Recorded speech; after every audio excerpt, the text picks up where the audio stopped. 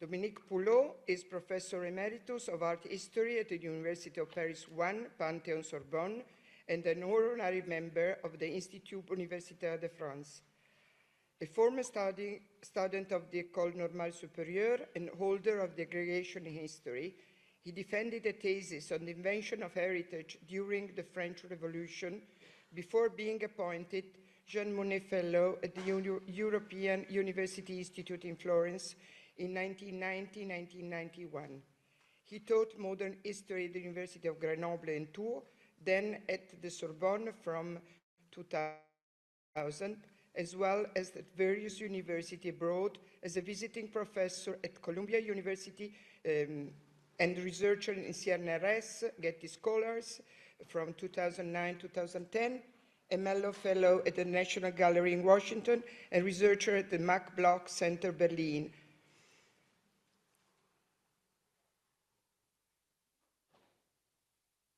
As a student of Pierre Nora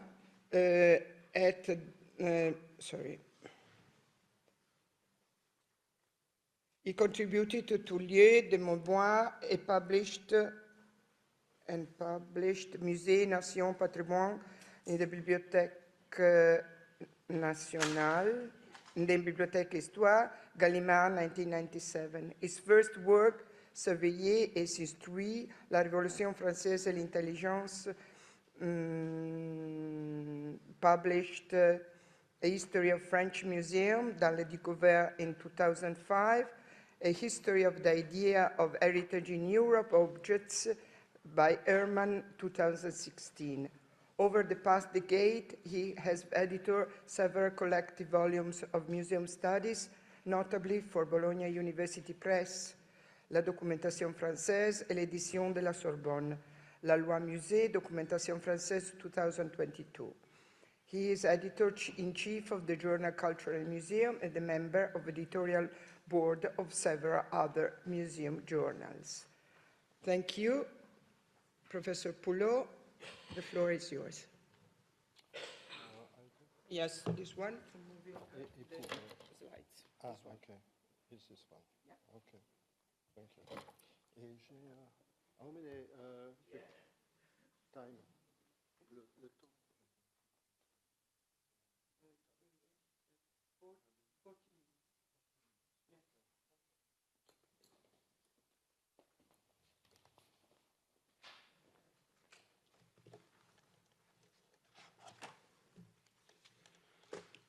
Okay.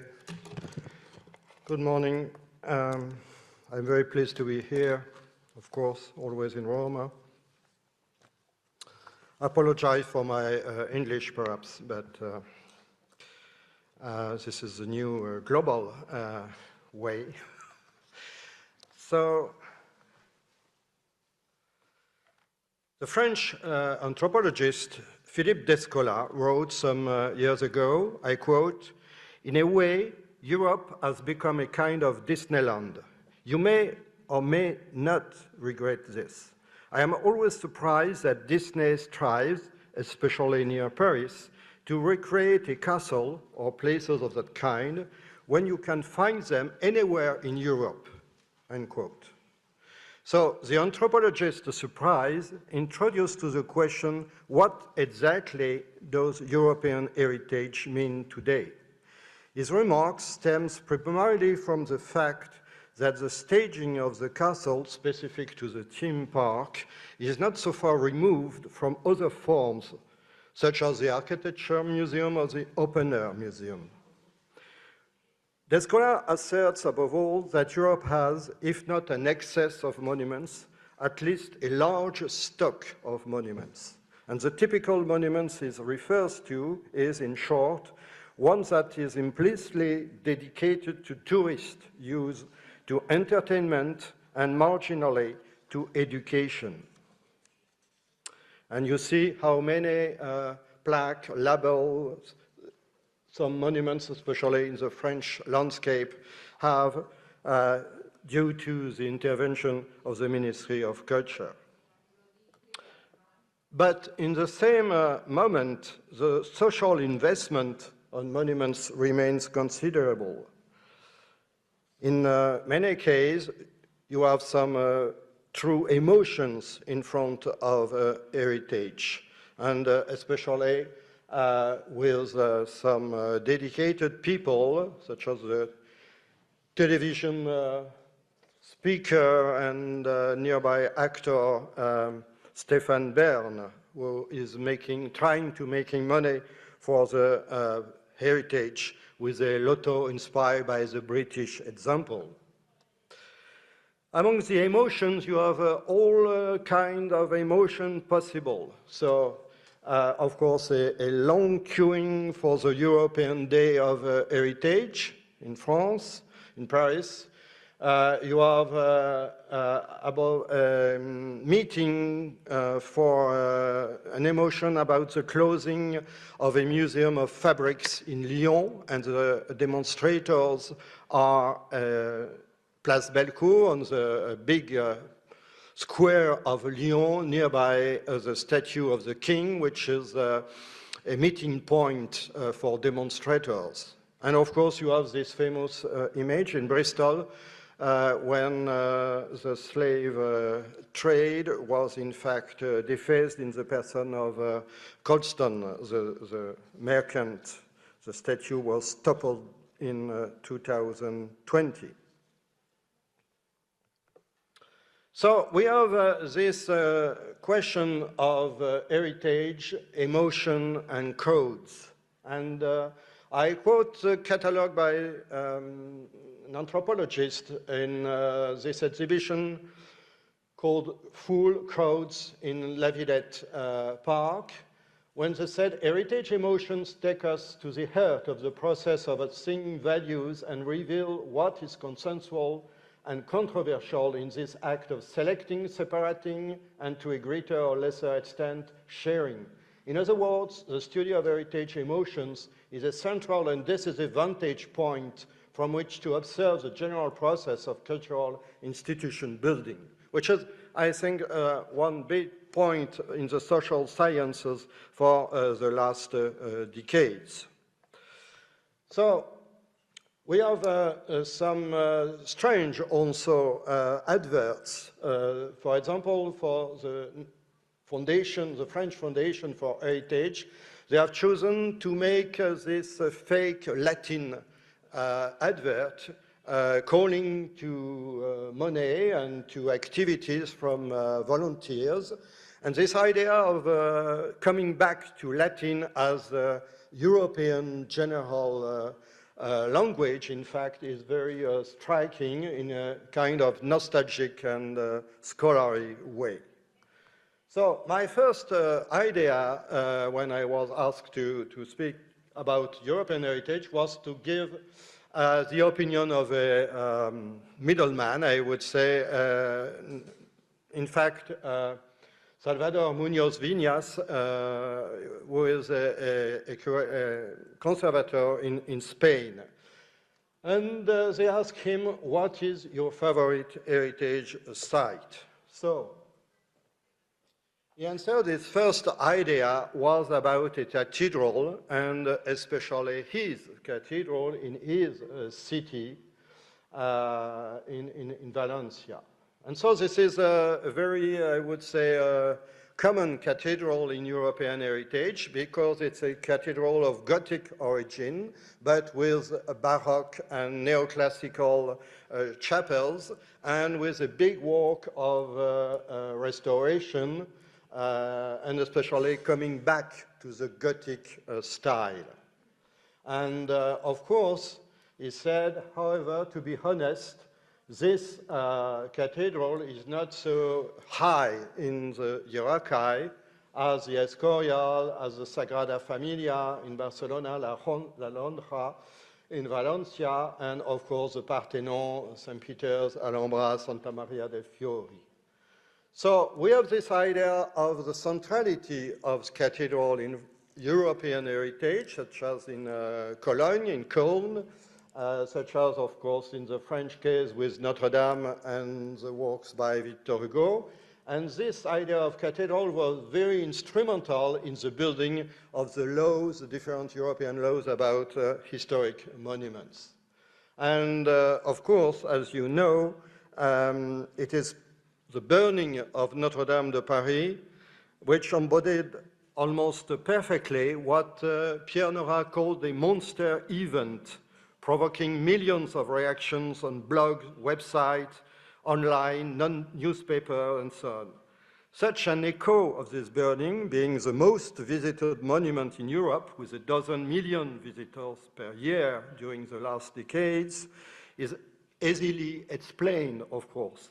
A feeling of European belonging has surely emerged on this occasion, more or less focused on nostalgia or literary culture, and a real American passion for the cathedral, both among specialists and in the general media, can be seen also, and we have seen it, of course, with the Trump visit when it was reopened.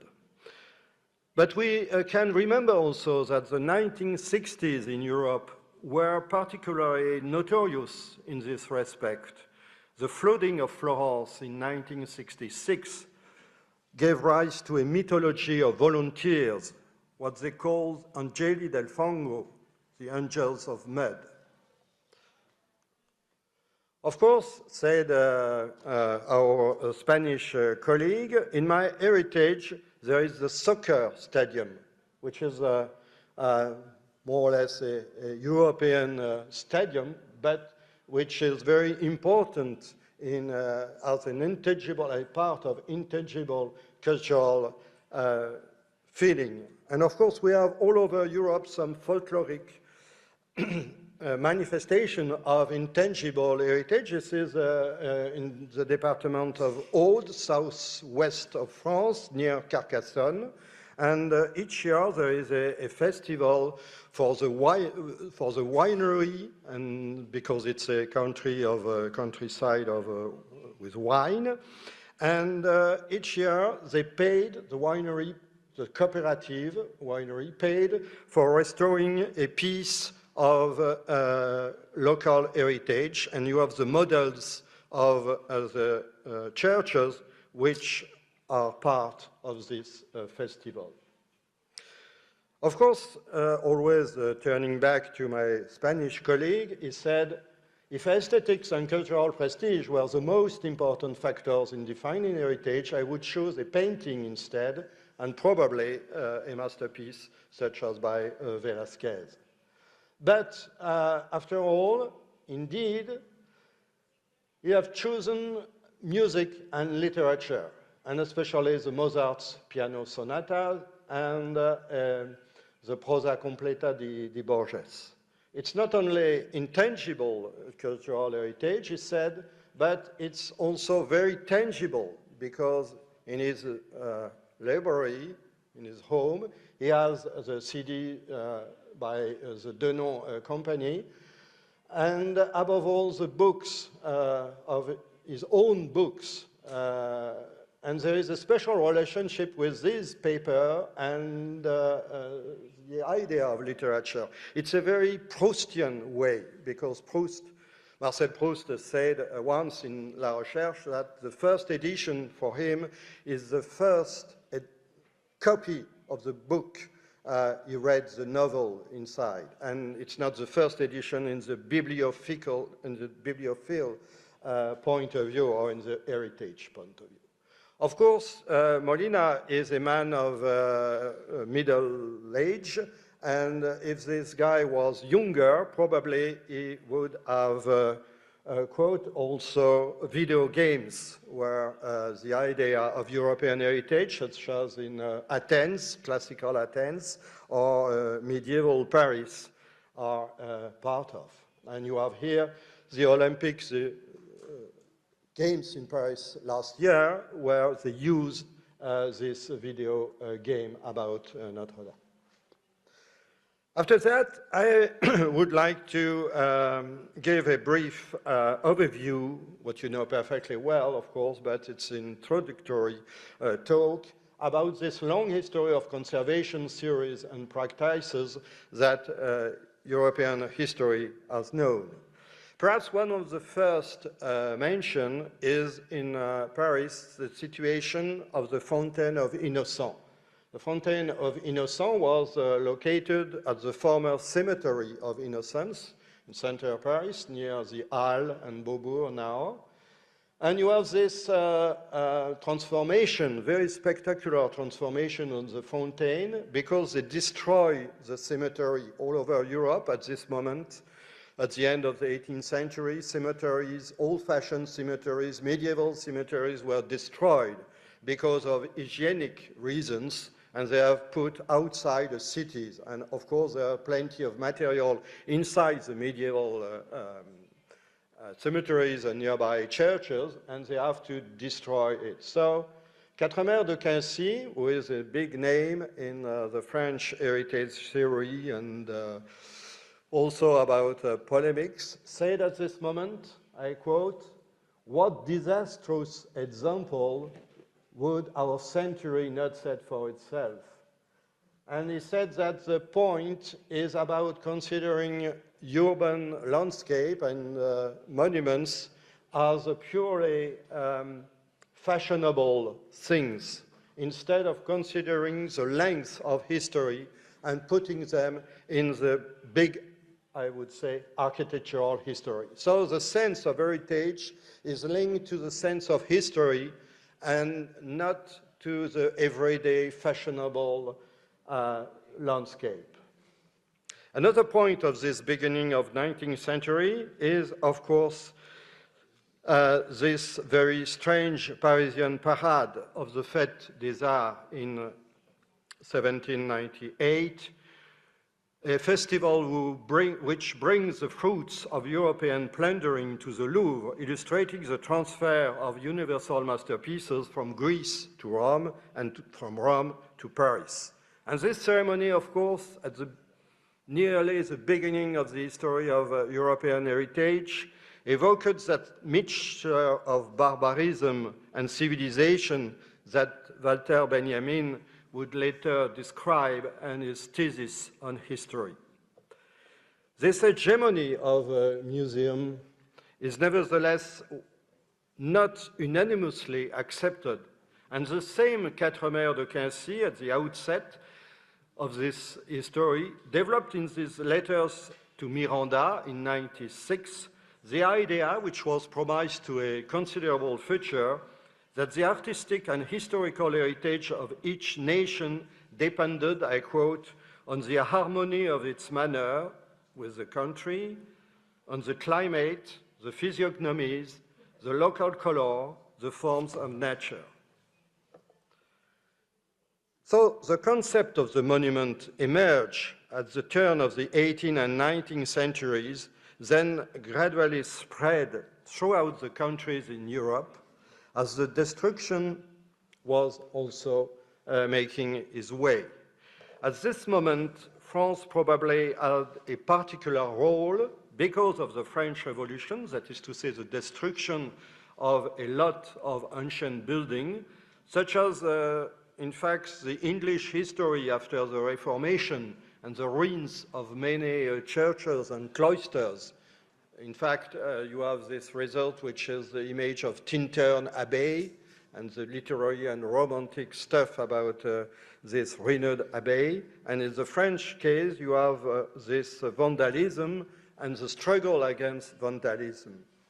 One of the most prominent men of letters in Europe at the beginning of the 19th century is the French minister and historian François Guizot, who published the first contemporary history of the European civilization. And it's in his History of Civilization, translated in English, Guizot described France as a privileged nation because, he said, the historical monuments are the object of admiration because they form an admirable chain that makes our soil a precious object of research and study. So the idea was that Europe itself was, in fact, resumed in the French monument, that it was easy and also sufficient to study the French monument, to study all European monuments, which is a way of thinking which is which will be very common in a lot of European countries during the 19th century. And this subject appears in the French case, but also in English case and a bit in other countries, in Italian, of course, which is the confrontation within each European nation between the absolute respect for private property and with the right to use and abuse in the Roman law, and the sense of an heritage. And this is well described by Victor Hugo's statement in 1825, when he said, I quote Victor Hugo, "There are two things in a building, its use and its beauty. Its use belongs to the owner, but its beauty belongs to everyone. It is therefore beyond one's rights to destroy the building." It is with the art historian Alois Riegel in Vienna that we saw probably a first philosophical history of what he called the modern cult of monuments at the beginning of the 20th century, 1903. Having become responsible for the historical monuments of the Austro-Hungarian Empire, Riegel distinguished in a report published in this official text between intentional monuments, which last as long as the social frameworks of memory are sufficiently solid and effective, and historical monuments, which, he said, still refer to a particular moment, but with choices determined by our subjective preference. And I think everyone knows this famous schema about intentional, unintentional, about memory values, present-day values, and a kind of future of ancient monument. So this kind of philosophical statement was also very practical, because the issue for Riegel was to decide what kind of restoration we must choose for each monument at each episode, at each moment of the long history of this building. And of course, the 19th century and 20th century in Europe are full of destruction.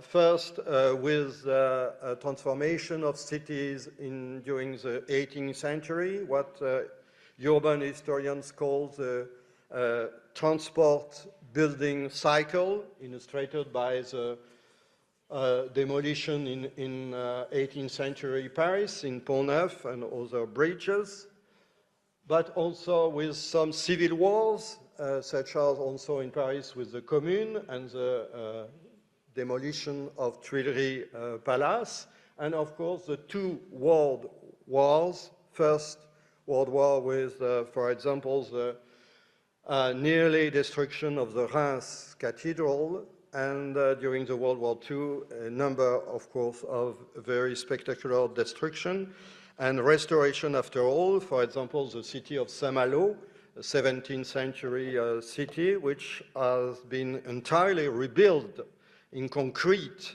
as a 17th century city after 45. And of course, I didn't show Warsaw and other situation.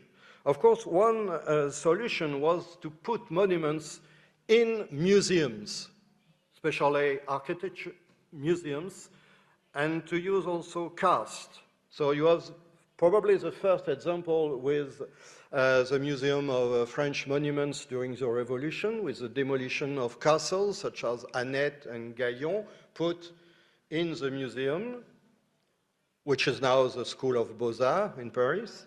But you have also in Firenze something that all Italians know, the Museo dell'Opera del Duomo, and the cast, of course, of the V&A with a special imperial way and global way of thinking the history.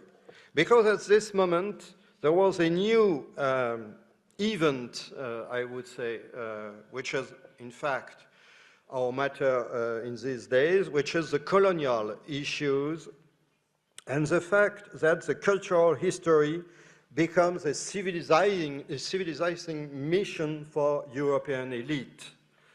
I quote here the study by Michael Walzer about Angkor Wat, and Walzer made at the beginning of his book a comparison between the colonialist text by de la Porte about traveling in Cambodia and this idea that French colonization brings civilization, of course, to Cambodia, and UNESCO Federico Mayor appeal in 91 about the necessity of restoring Angkor Wat.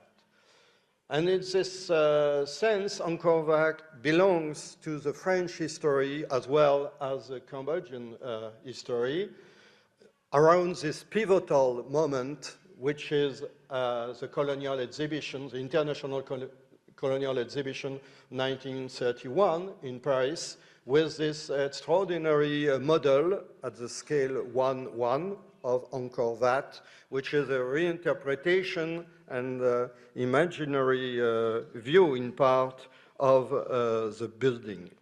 So this situation is always about reasonable restoration or not so reasonable, reconstruction to an original design, and why to do that, because sometimes it's really impossible, or putting into a museum of these monuments.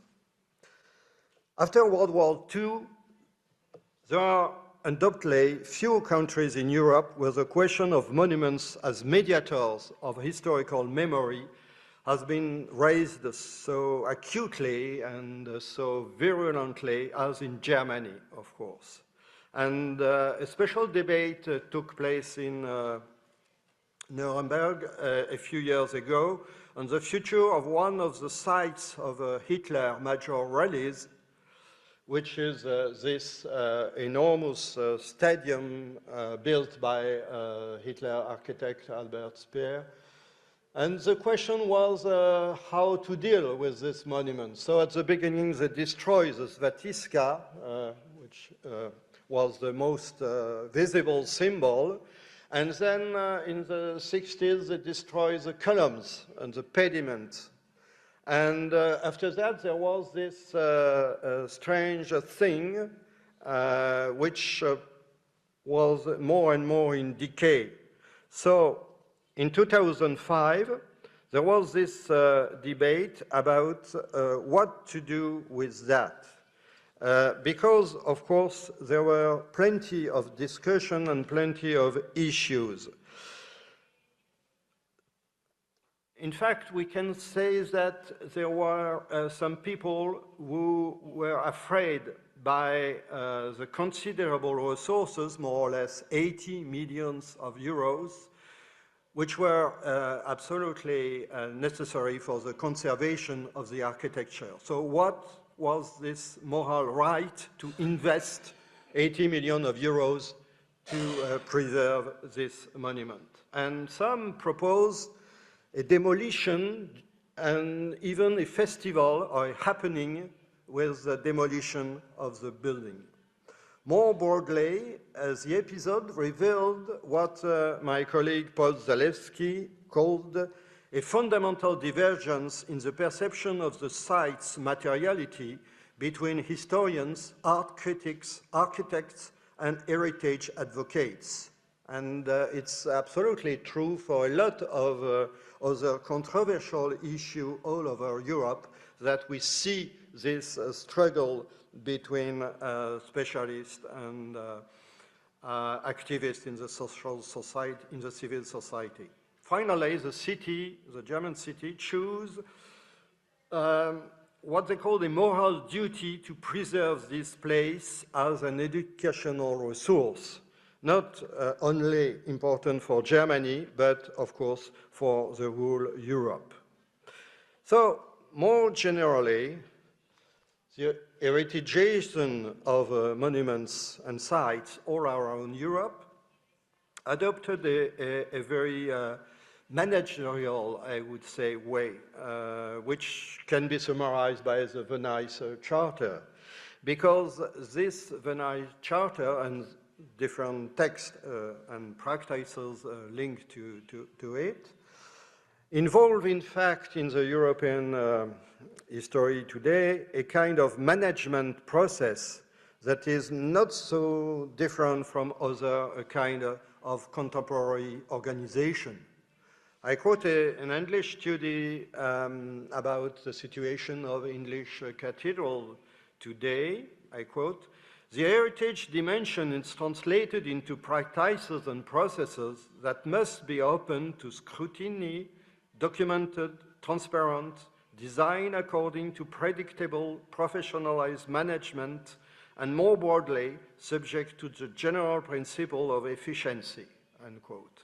So you have this model, and of course, it's linked to some political or controversial issues, such as this photo of the Minister of Culture during the French operation of restoration of Notre-Dame de Paris, because one of the issues with Macron policy was the respect or not of the Venice Charter, and what to do exactly more in contemporary architecture related to this international model. So it was all about management and how to imagine a so-called task force to restore this monument.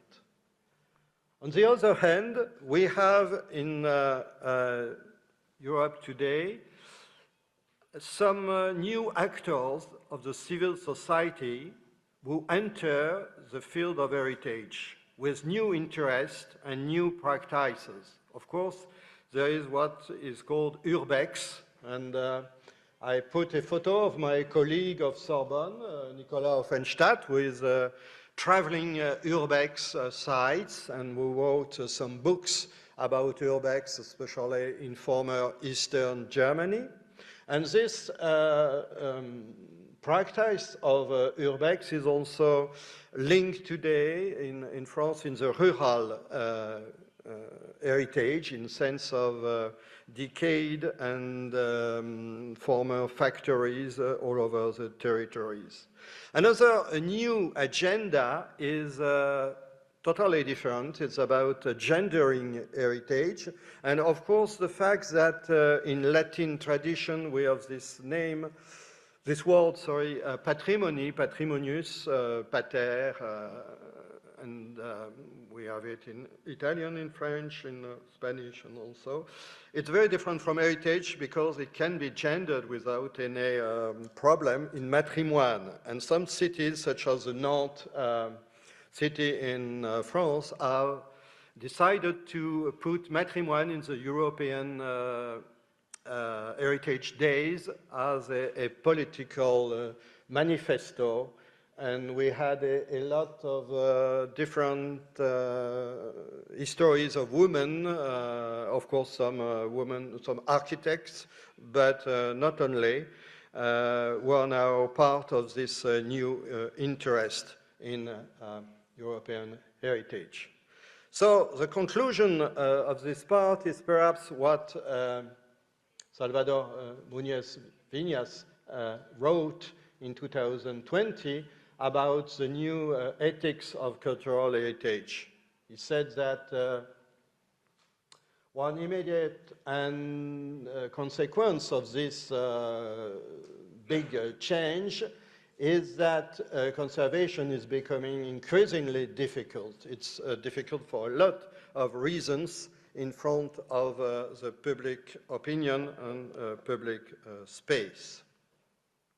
And of course, there is a big agenda behind some facets of this European heritage. It is what we can call the Europeanization of heritage. And it's probably the part you know very well, so I will be brief in that.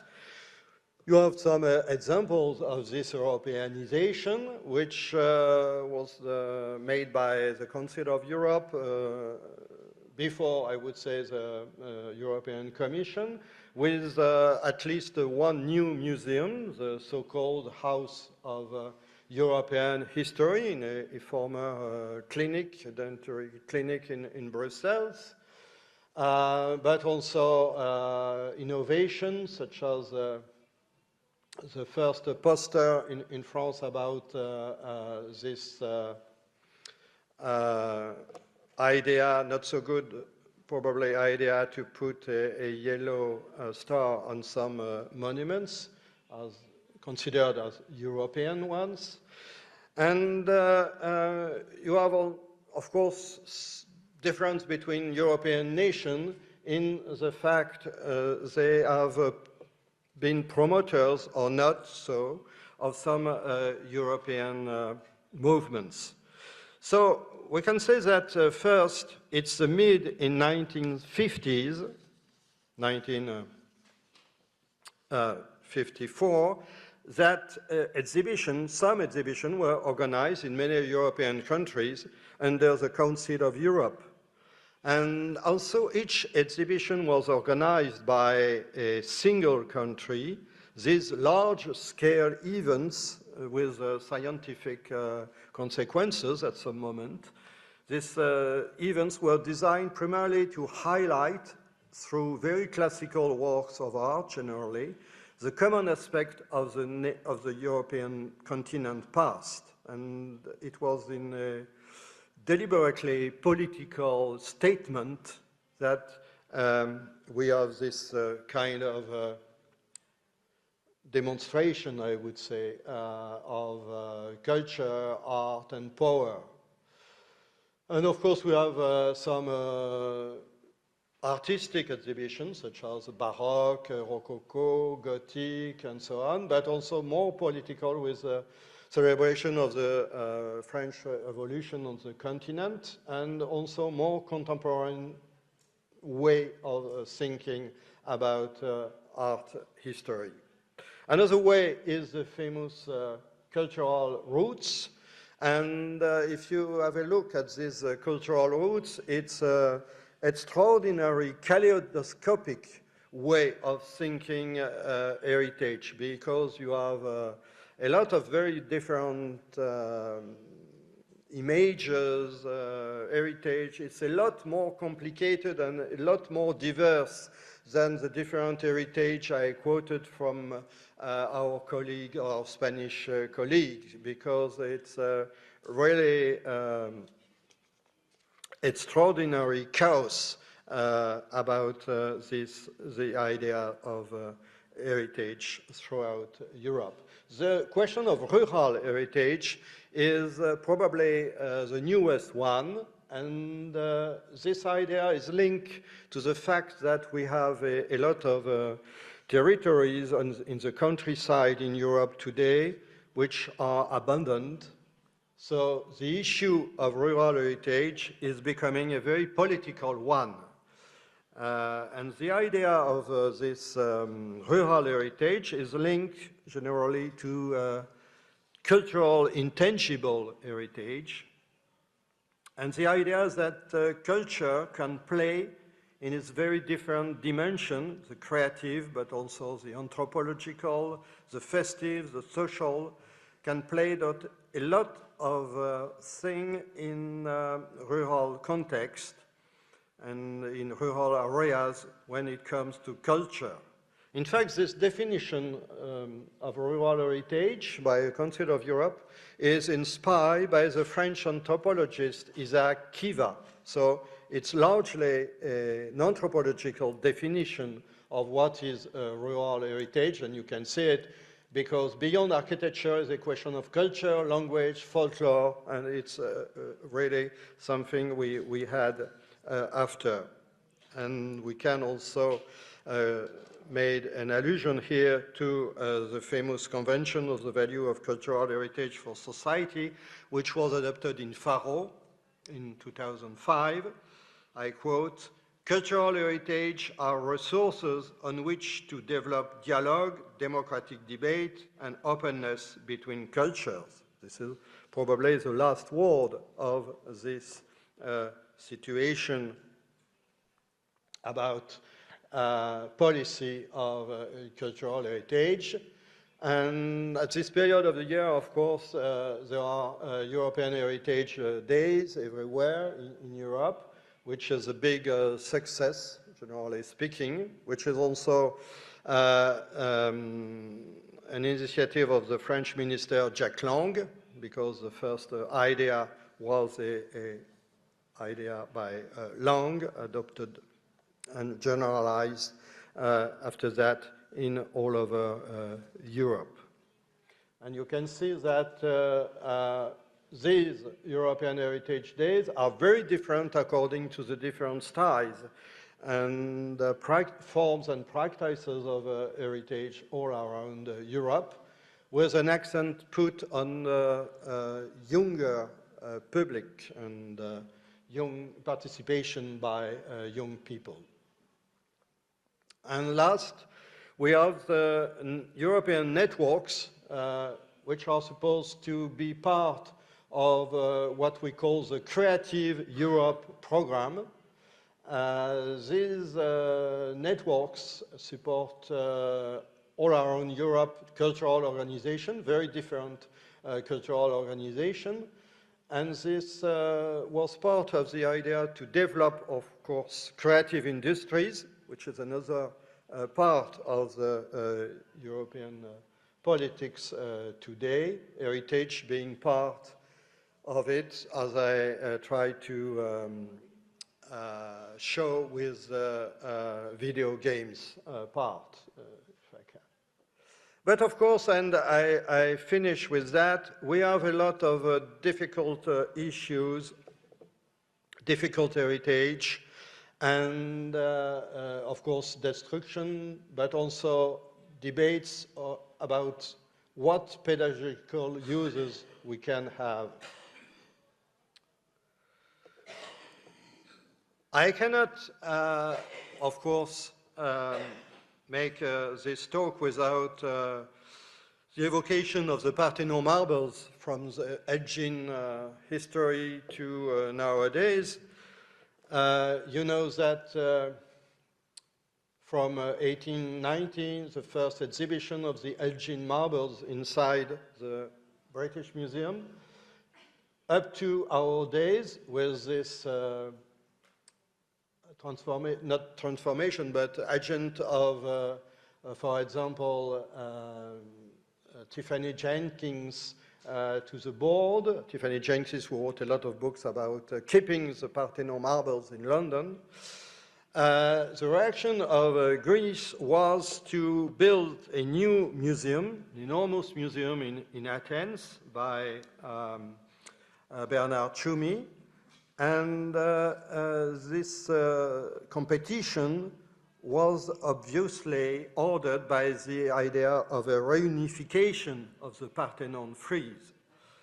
One of the first results today of this museum installation is the return,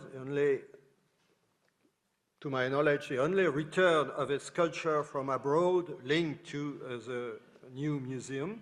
In 2022, with this fragment received, normally for a period of 8 years, from one museum in Palermo, Antonino Salinas Museum in Palermo.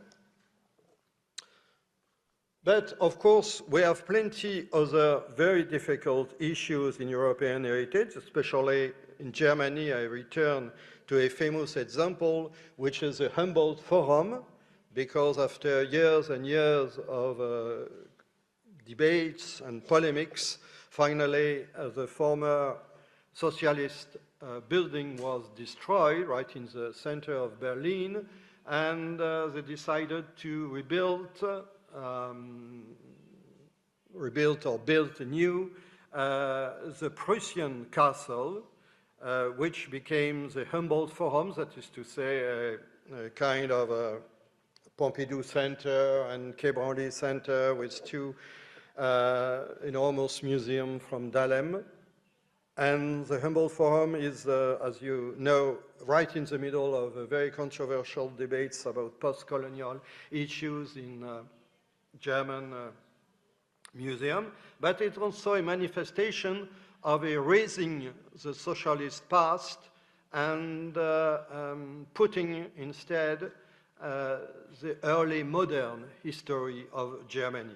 And this is not limited to Berlin, because in Potsdam, so next, in Potsdam, which is a Prussian, I would say, ideal city of enlightenment, the same occurs between the former socialist buildings and the idea to erase them and to reconstruct the 18th century, partly Baroque, partly classical urban landscape according to the new techniques, I would say, of building. But you have also this situation in eastern part of Germany, for example, in Frankfurt-Oder, nearly the border to Poland.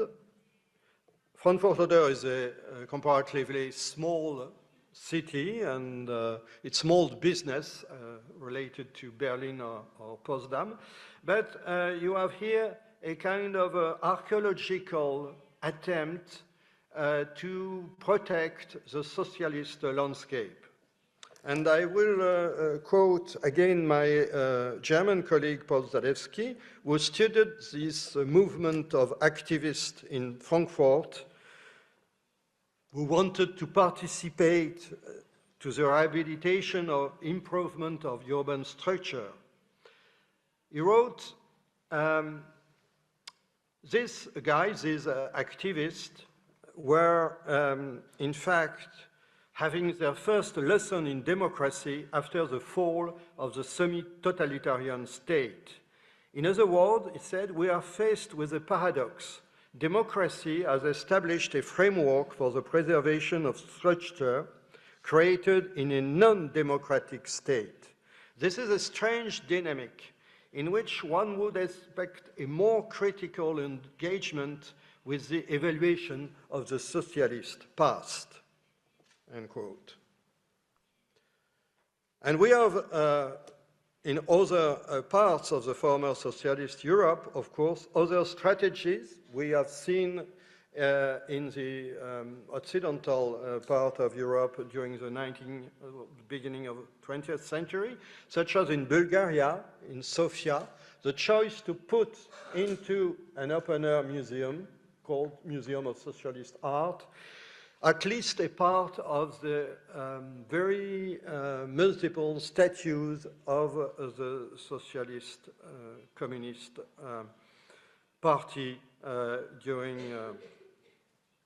the last decades after World War II. So the hostility that at least some of the European heritage pieces provoke clearly testify to their monumental relevance in the public space. The virulence of the condemnations they endure when part of the population claims it no longer bear to look at them leads to calls for their demolition, their mutilation, or their transfer to a museum. In the pure iconoclastic tradition, we see here and there an exacerbated sensitivity to this or that form inscribed in the streets or in the squares. And of course, what happens in Ukraine today is very characteristic of this situation. The bronze statues of Pushkin, in particular, were dismantled according to some statement. In fact, more than 30 monuments to Pushkin, to the Russian poet, have been dismantled since the start of the Russian invasion.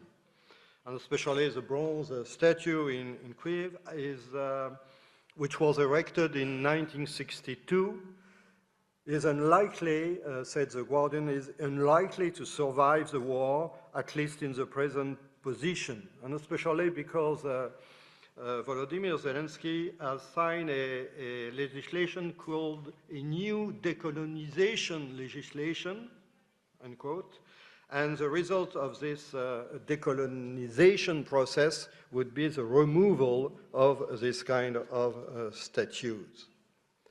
Conversely, we have in other parts of Europe, such as in the French harbor of Nantes, which was a harbor which is in the 18th century practiced the slave trade.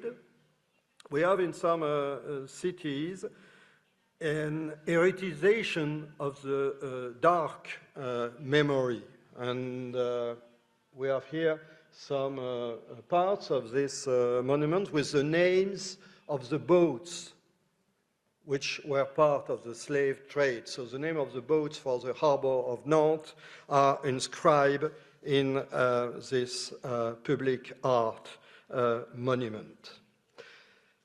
It's interesting because, contrary to common sense, which emphasizes generally the shame of the perpetrators of historical crimes, the relationship in Europe to difficult heritage is not always so difficult.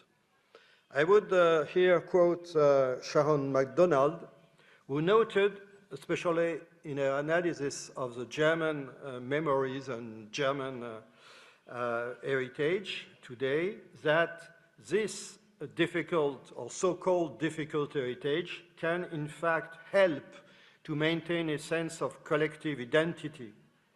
Not only difficult or so-called difficult monuments are not an exception in the history of European societies, but past and presently, they can serve the collective project on a par with other symbols, thanks to the staging and thanks to the experiences that people can make with them. So I finished this talk by reflecting upon the typology of Regal. There have been a lot of discussion, commentaries upon Regal since the Heritage Year in 1975, and especially from the golden years, as we said, about heritage, that is the 1980s. A lot of discussion, commentaries, and I would stress one by the German architectural historian Gabi Dolf Bonnekamper. Gabi said that we can use this typology of Regal, but, I quote, placing greater emphasis on the relationship to the present of all value judgment. And she proposed adding an additional value to the intentional, non-intentional, historical, ancient, that is the value of conflict, she said. Because, I quote, there is no heritage status that is definitively acquired and free of any potential conflict. And this is indeed perhaps one of the lessons of our time, in which the life of monuments appear to be decidedly a matter of dissent. Thank you.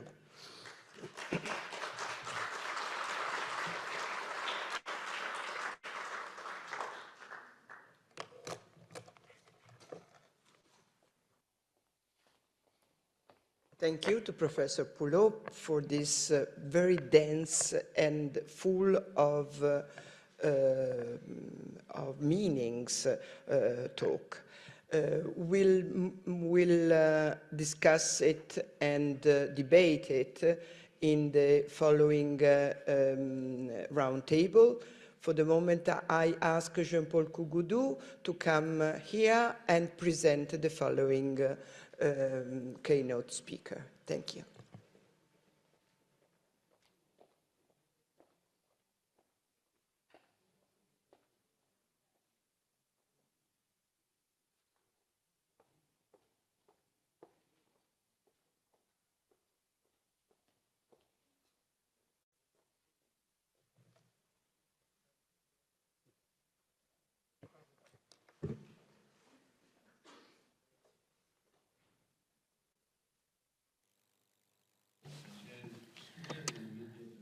Good morning, everyone. I'm very honored to be here today to represent Africa. I'm really honored to introduce a symbol of the African heritage, Alain Goudinou. Alain Goudinou is works with cultural heritage. He has a very long career in terms of heritage. He followed studies and restoration of cultural heritage in Paris and Rome at the International Center for Heritage Conservation, known as ICCROM. After this high-level training, like his mates, he was given the management, tasked with the management of the Porto Novo Museum.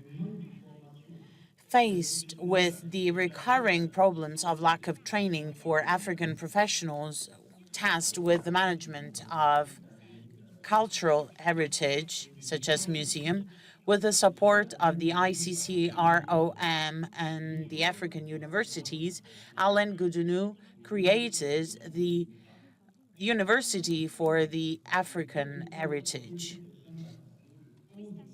And this school has opened its door in 1988.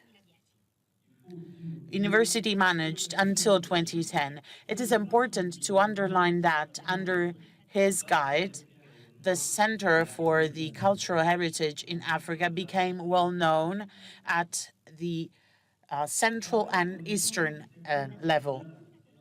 His deep knowledge of the African cultural heritage made him the representative of cultural programs at the UN. Patrice Talon, since she started her mandate, decided to put art and heritage at the center of its mission to develop Benin. And therefore, it requested all the national skills of the country. She created the National Council for the Development of the Benin, and the museum part was managed by Alain Goudinou. Here, he managed several important projects, such as the Amazon one and the Dahomey one.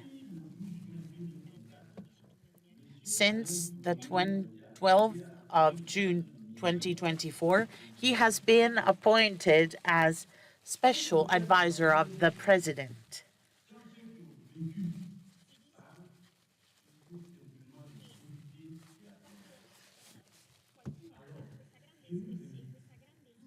People have it that important people with important experience have to be carefully listened to.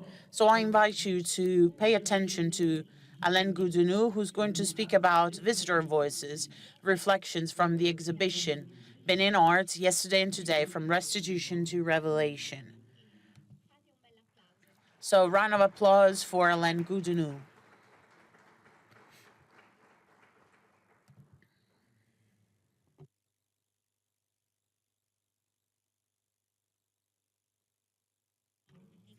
Good morning, and thank you, Jean-Paul, for this introduction. It's a great honor for me to be here with you today in a context full of European and African professionals. I have been invited here to talk, and I chose the topic.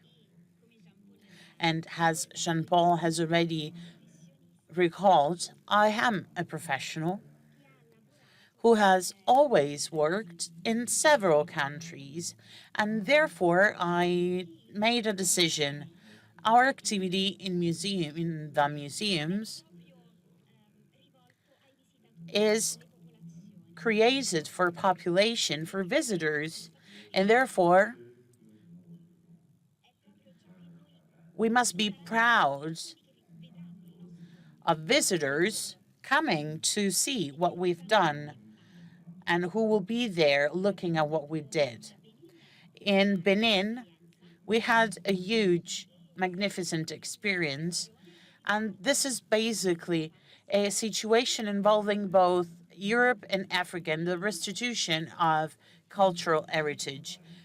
Benin is a country that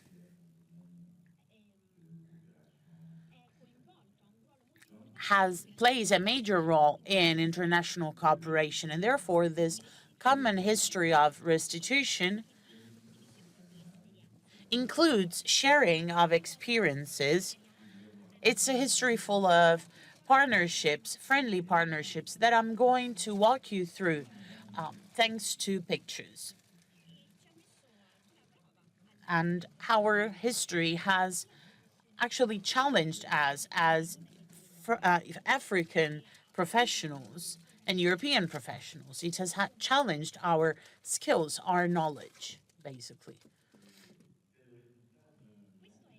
This is the result of a long, friendly dialogue for some goods that have been given back to France. And this picture was taken in 2021 following the signing of an agreement for the restitution of 26 goods and works of art to the Benin. As you can see, we have our president and President Macron in the picture, as well as the ambassadors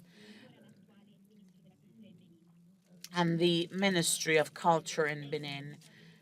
He is in charge of signing official deeds, but in this specific circumstance, diplomacy and the head of state decided they had to be there for this particular moment. This ceremony, as well as others that followed, involved the participation of these people that joined the Elysium. Before that, in France, a dialogue, an important dialogue started, a very delicate dialogue, because what had to be given back was part of the French heritage, and therefore it was mandatory to have a law approved at the Parliament. This law was approved on the 24th of January 2024, so the day before Christmas. And as you may recall, during COVID period,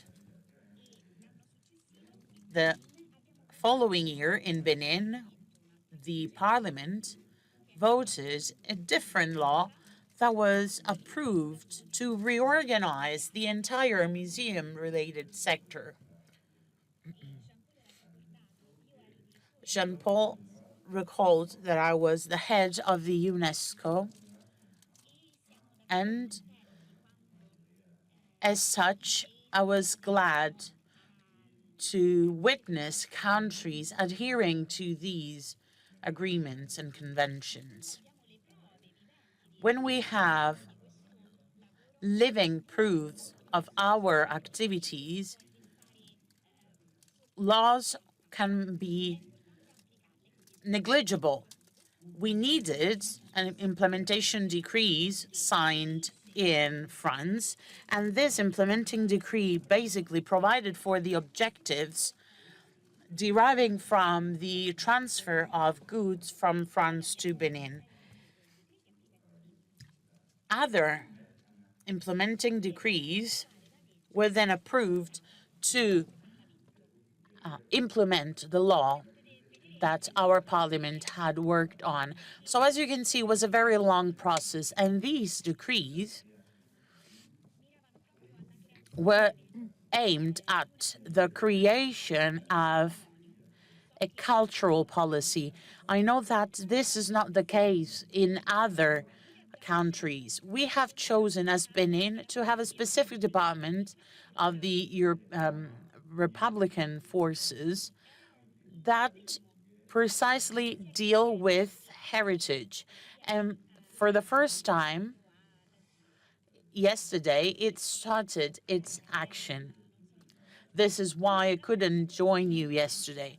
As you might have understood, it's a very complex activity that was done to implement what was decided in the law. Let me underline the importance of the partnerships, because the restitution program is a friendly agreement. There are no conflicts involved. We only have to listen to each other in order to finally reach an agreement. In France, with us, we had a common program that involved specific technical partners. Musée du Quai Branly, the French counterparty, wanted to receive two conservators from Benin in 2 months. These had to be tasked with the monitoring of the preparation of the transfer, and this is quite important. The Musée Quanlé decided to transfer the entire document, the entire dossier of the collections.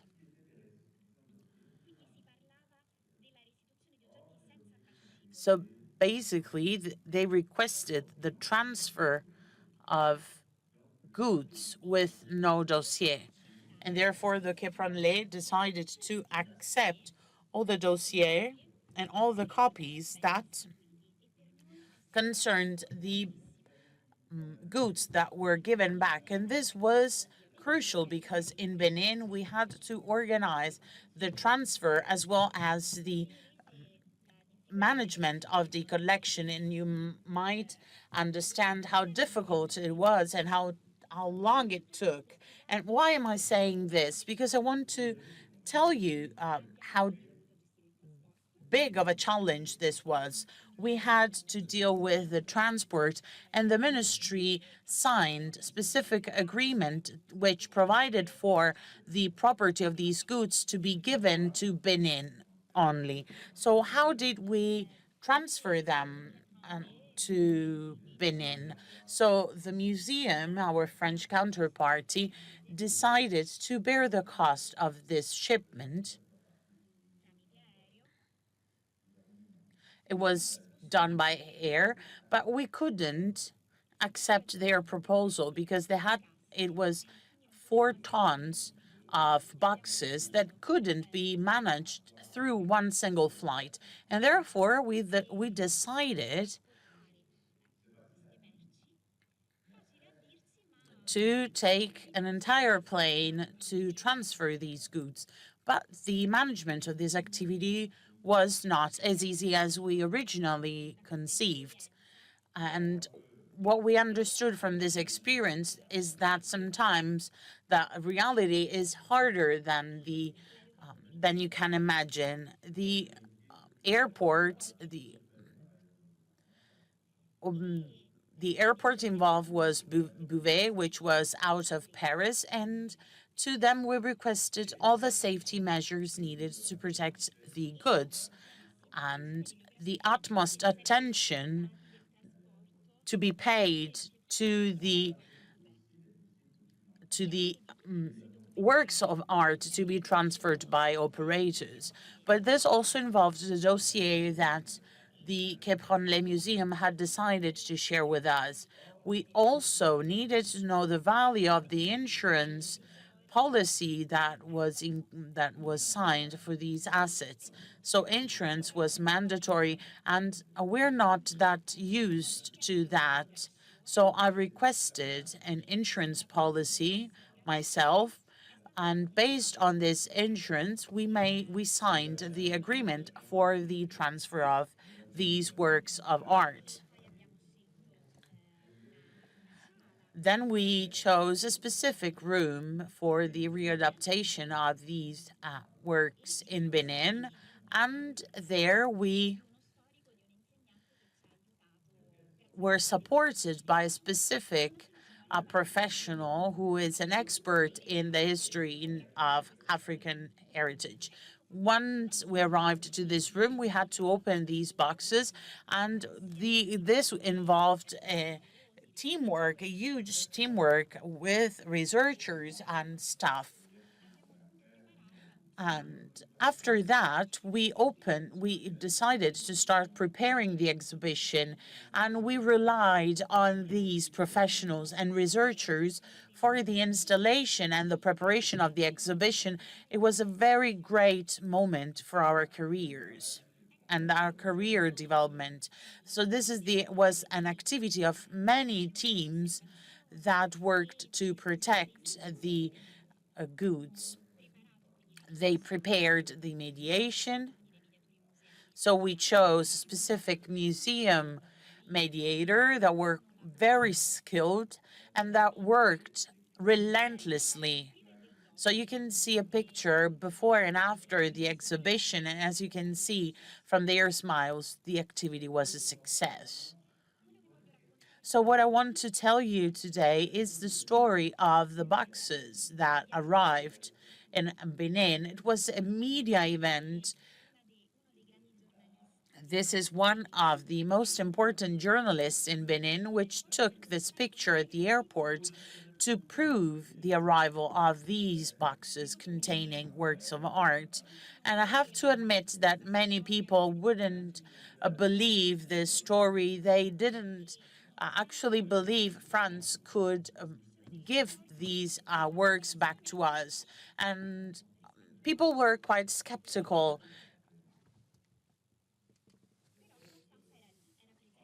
But press was there, and upon arrival of these boxes, the president of our republic welcomed them through a very large ceremony that took place on the 10th of November 2021. And you can see the president of the republic in the pictures. He was wearing traditional clothes.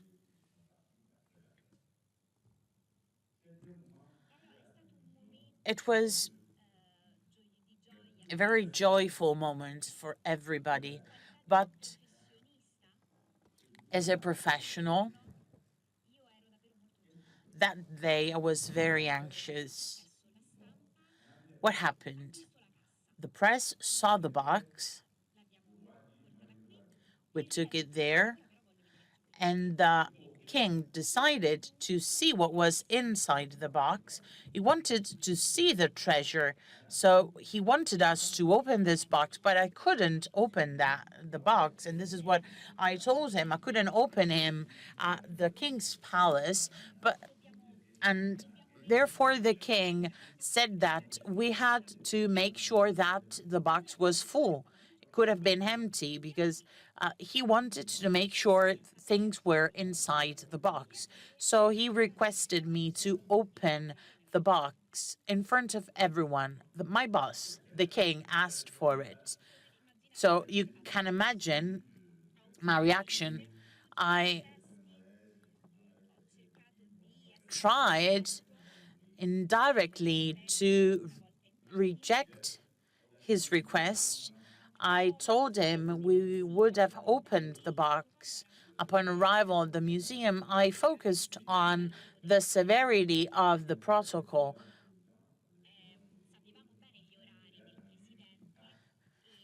We had been informed about the schedule of the president. We knew when he was supposed to leave, and we had promised the king that we would have done everything to follow the protocol, to stick to the protocol. And upon his departure, we opened the box. And we invited him to join us the day after in order for him to make sure that everything worked fine. It was a very delicate moment, professionally speaking, because when they ask you to open a box coming from Paris, open air, in front of everybody, and if this request comes from the king, who basically owns that property, you have to deal with a very difficult situation. And I know that regardless of the press success that it caused, this moment was stuck, is stuck to our memories. We received treasures from Finland. The head of state called me because he wanted to make sure that the box could have been opened during the event. So I did everything I could to change the protocol. And at that specific event, I took a decision. I explained why the box couldn't be opened. We did it in a room where I could comply with the protocols. I could rely on reliable colleagues. It was a very small object contained in the box, and we opened it in front of everybody because we had specific circumstance, but the first time I couldn't. 3 months after we opened the museum, we inaugurated the exhibition, and that was a very essential moment for our cultural and political life in Benin. As you can see, the first visitor was the president of the republic, as well as his main opponent, the former prime minister of the republic. So everybody was there. Everyone was there. It was a very interesting moment where the majority and the minority of our government gathered together to celebrate. And then all the visitors started to come in. Of course, we started with school, the main visitors for museums, and they were so glad to take part in this event. And then other visitors, we have a football player, Edu, who played in Milan and in other important European teams, and he said that this was a very important moment for our country. He took a flight for the exhibition only. So we had a very important participation, an incredible one. We had organized groups as well as families, and it was a very pleasant moment, let's say, with a festive climate. And I want to tell you a story. Sometimes we have bans for visitors. It is impossible. It is forbidden to smoke, to take pictures, and to eat in our rooms. It was the post-COVID moment, and therefore, after showing these rules, these bans, we realized that young people had to take pictures. We couldn't stick to the ban. We couldn't forbid and prevent young people from taking pictures. And therefore, we removed these bans. Why so? Because we foresaw specific moments for pictures taken by youth, because this rule belongs to the past. And thanks to social media, we had a great participation. Future visitors were basically attracted by these pictures shown on social media. And then we have some magical moments. This is a group of women, the heirs of the Dansome Amazons, who started to sing and kneel to celebrate in something that was unexpected.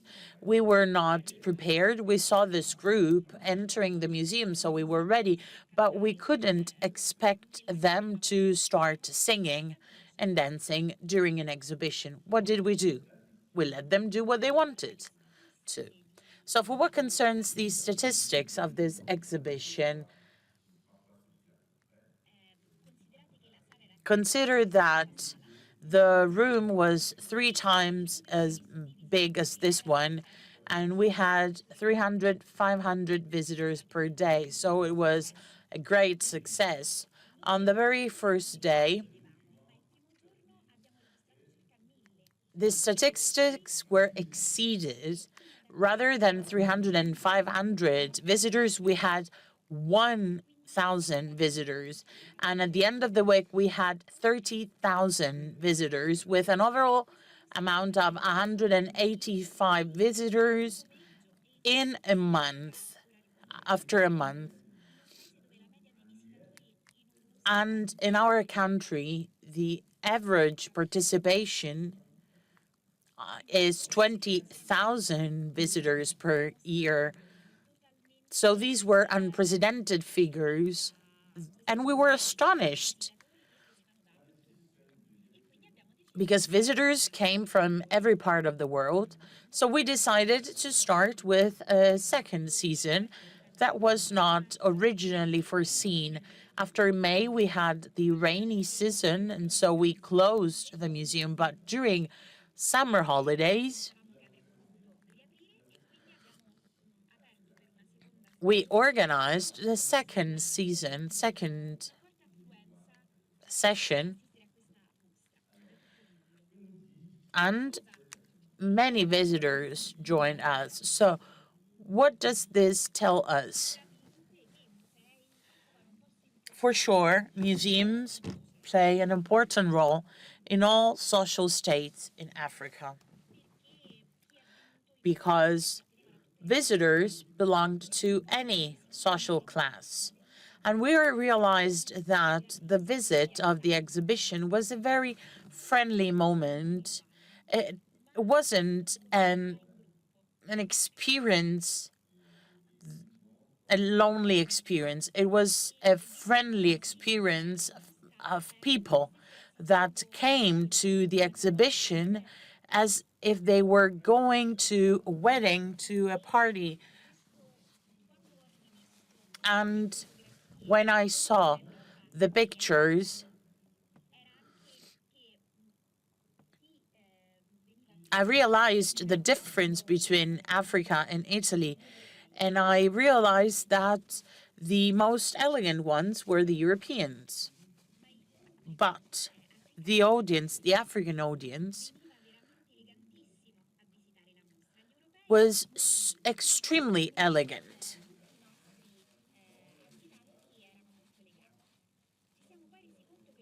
Then we realized that the African audience understood the importance of preservation for transmission, so they understood the value. It's not a mere debate among professionals. The audience does understand. So when I was told to open the box, the audience actually understood why I rejected that proposal. So in my opinion, while observing behaviors, audience behaviors, understood that through these behaviors, we can understand a specific methodology to present and prepare exhibitions in Africa. And based on my experience, this was unprecedented. I'd never witnessed something similar in the past. So we had to look at the behaviors. We asked them what they liked and what they disliked. So we understood the best practices to be reproduced in other exhibitions, even in future ones. So we identified what they liked. To them, it was not just a visit to a museum, it was an experience that helped them grow. This is why they took pictures. And even the picture that I showed you before, the women that started to sing, was a demonstration, that was an expected demonstration of a positive reaction. So we were not prepared. And thanks to the observation of people's behaviors,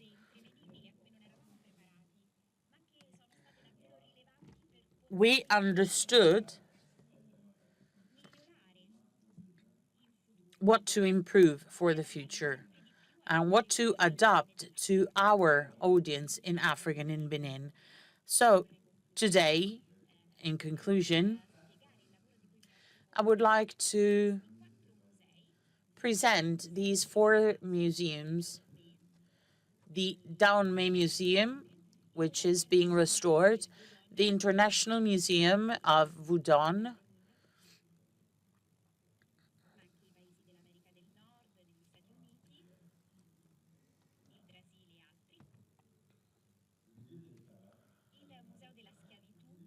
then the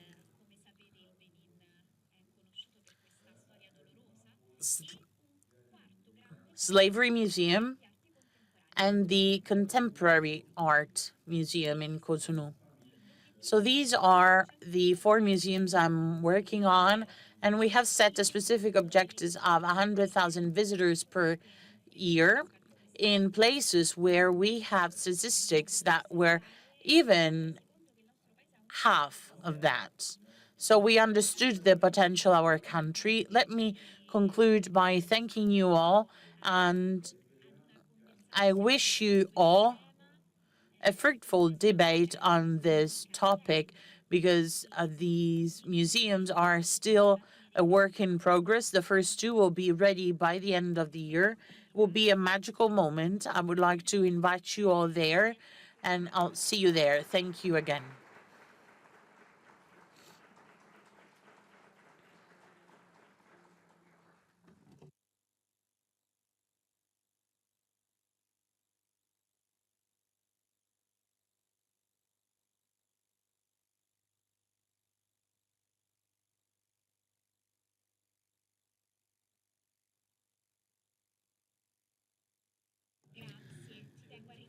I would like to thank Mr. Godonu.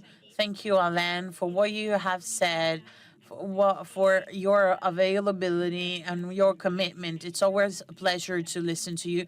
I think we can now take a break. So I'll leave the floor to Erica.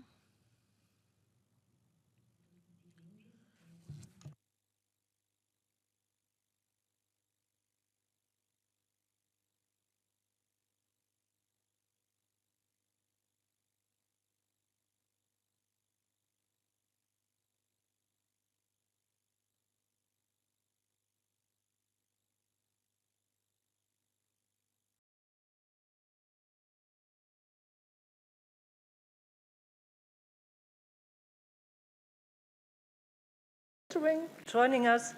Let me introduce myself.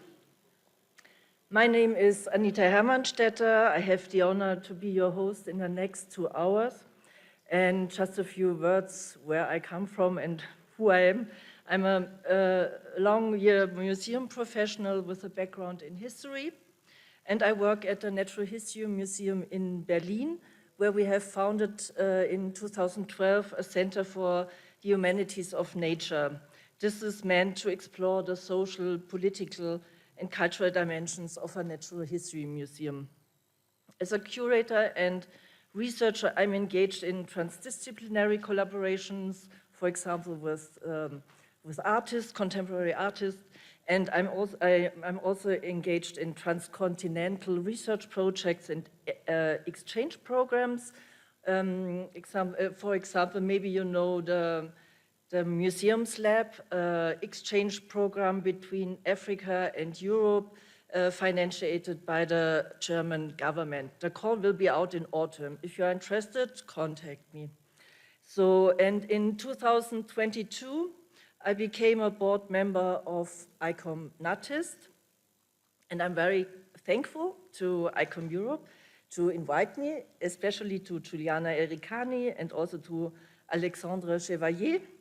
And so let's start with our second half. The whole session is dedicated to the concept of heritage in African and European thought and practice. So this is meant to provide a basis for our exchange on differences and similarities in heritage concepts, methods and practices from African and European perspectives, and what is needed for, as the organizer wrote in the program, better ways of considering African heritage in European museums, as I would describe as a sincere, transparent, and collaborative process of decolonizing heritage, museums, and relations alike. The session, we have 2 hours. It is announced as a roundtable discussion.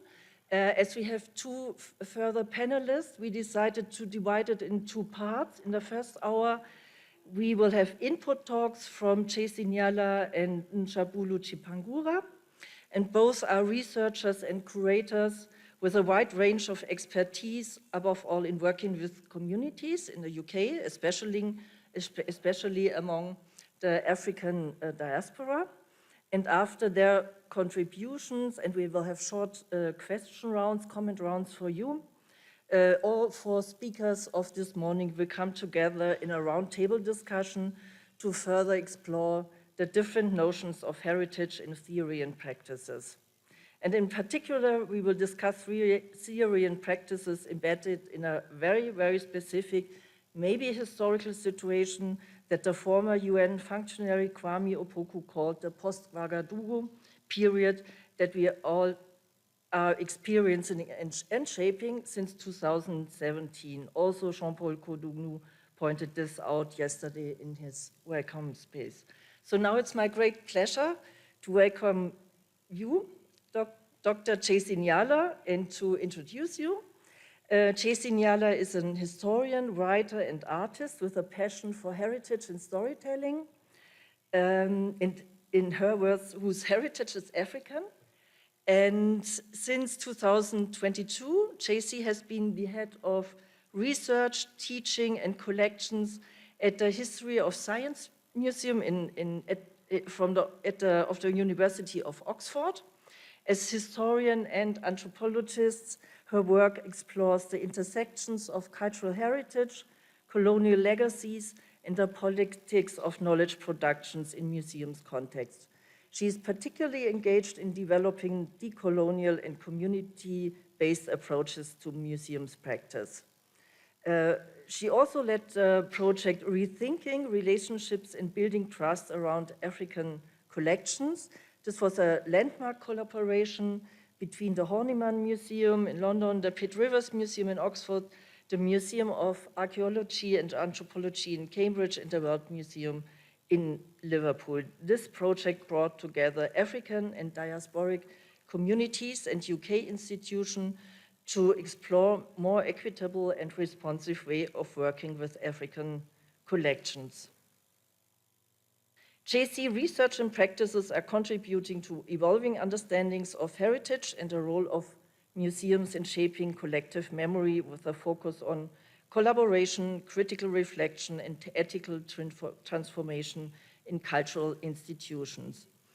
In her talk with the title Stealing from My Ancestor, JC is going to address restitution beyond the law by situating it within a broader decolonial process that should be understood as practice and policy alike.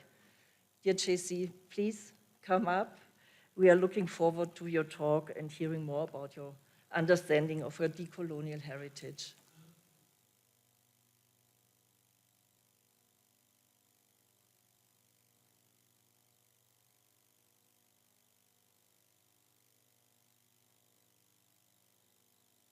Thank you, Anita, for the warm welcome, and to the conference organizers for making it so easy for me to come here and to be with you all. Just to let you know, I don't use slides, so we're not having a technical problem. There's nothing that's meant to be showing. So, in my talk today, I'm going to be focusing on three things. First of all, what I understand African collections to be, and then a little bit about restitution, and then looking at some of the ways in which it can be performed. One night, I was woken up by a call from an old family friend, and she said to me, "I just saw your grandfather." Now, the grandfather that she was talking about had died 4 years before I was born. So as you can imagine, I sat up in bed and said, "What?" It turned out that she had been to an exhibition. And in this exhibition, there was a photograph of my grandfather, my grandmother, my uncles and aunts when they were children in front of their home. I had never seen this photograph. I managed to rush down to the exhibition the following day, and when I saw this photograph, I immediately felt naked because I was surrounded by strangers looking at my family's material cultural heritage and something that I had never seen. I had grown up with my mother telling me that we knew that our material cultural heritage was held in collections we had no access to, and I was immediately terrified that I would never see this photograph again. My fears turned out to be true. I managed to take a photograph of this photograph, which I shared with my family later, but to this day, over 7 years later, I have still not seen that original photograph again. So that experience crystallized something important for me. Many African objects and images in museums today were never meant to be exhibited. They were created for living use, for ritual, for everyday companionship. To encounter them in glass cases or on walls is to encounter both a convening power, but also an open wound. African collections in European museums draw audiences. They spark conversation, and sometimes they create moments of connection. They convene. But at the same time, they embody dispossession. They carry with them an immeasurable ongoing loss of meaning, of relationship, of presence. These were not artifacts as we call them now. They were tools, they were adornments, they were musical instruments, they were sacred posts, they were ritual companions. And when they were taken, they left not just empty spaces and homes, but wounds that continue across generations. But if we stop for a moment before we think about who owns or controls, what if restitution begins from conversation? Johanna Zetterstrom-Sharp, who's an associate professor of heritage studies at the University College London, suggests that if we strip away institutional regimes, ownership, cataloging, provenance, and instead start from a meeting between two people asking, what are these objects? What could they become? Then the shape of restitution shifts. Under that framing, the future of an object is negotiated relationally. It's not adjudicated. It is a radical pause. And instead of asking, who has legal title, we ask, what do we need from this object? And critically, what do we need together? It opens a space for possibility, for relationships, for shared custodianship, for multiple values beyond the legal ledger. Now, in this relationship building, I find Francis Nyamjo's work on conviviality illuminating. decolonization, he reminds us, is not about reversing or undoing power. It's about learning to live together differently. It's about improvising, it's about negotiating, and it's about making room for each other's presence, particularly embracing where it is when we're incomplete. Now, in museums, that doesn't just mean with high-level policies.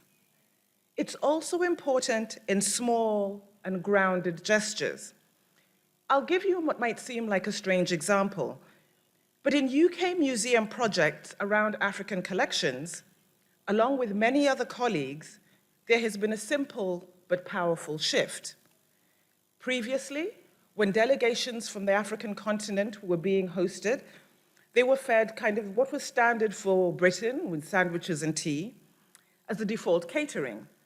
But nowadays, there's been a big move towards hot meals that are rooted in African diasporic traditions. It may sound like a small thing, but food is memory, hospitality, and it's also recognition. Eating together signals that communities are not visitors to be fed, but are kin to be hosted. These gestures embody Nyamjo's conviviality, and they make space for repair, not just in the galleries, but around the table. And so I'm going to talk a little bit now about the performance of restitution. We've started with the food, but let's just talk a bit, we're talking about Europe and Africa, and often in European theory, performativity is about a surface gesture. It's about a repetition or a way of appearing. But in African traditions, performance is not superficial. It's ritual, it's relational, and it's how communities remember together. It's how they invoke their ancestors, and it's how they repair. Ancestor Ngugi wa Thiong'o once wrote, "Language as culture is the collective memory bank of a people's experience in history. And performance which uses language carries memory." He wrote a play that saw him imprisoned called I Will Marry When I Want, and it was staged in Kenya in the 1970s. And what made this play so potent was that it dissolved the boundaries between actors and community, turning theater into a collective imagining of decolonial futures.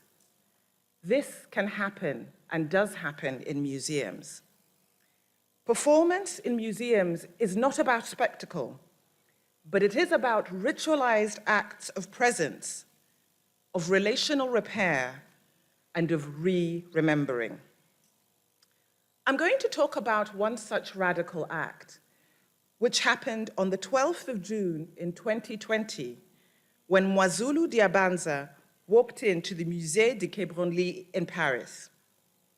There, he lifted a 19th century Barry funeral post, and he live-streamed himself saying, "This does not belong here. This must return home." He calls his actions activist diplomacy. It's not theft, it's not vandalism, but it's a performance of reclamation. He transformed through his actions a museum space into diplomatic theater, forcing institutions, the police, the courts, and the audiences who were watching online to reckon with the absurdity of colonial legal frameworks. His act was so startling because it was so simple. He was demonstrating that return could in fact be immediate. And he was embodying the question, can a descendant of the Kingdom of Congo ever steal from his ancestors? Now, of course, the acts I am describing expose tensions. For African communities, the return of objects carries immense expectations of repair that no single gesture can fulfill. For European institutions, legal frameworks often delay action, sometimes indefinitely, transforming urgency into bureaucracy. Even convivial gestures, food, conversation, they bear the risk of becoming aesthetics unless they're grounded in real shifts of power. We must hold these tensions honestly, but we must not let them paralyze us. So where does this leave us? I argue that restitution must be understood as practice as much as policy. It's not only about legal acts or provenance reports or government decrees. It's relational, it's performance, it's ethical, and most of all, it is communal. Objects are not property. They're nodes of networks, of ancestry, of memory, and of possibility. But if we start from conversation, if we start from conviviality, if we start from important ritual performance, then restitution becomes much less about possession and much more about remaking relational worlds. And that, I believe, is the invitation that we have before us. Thank you.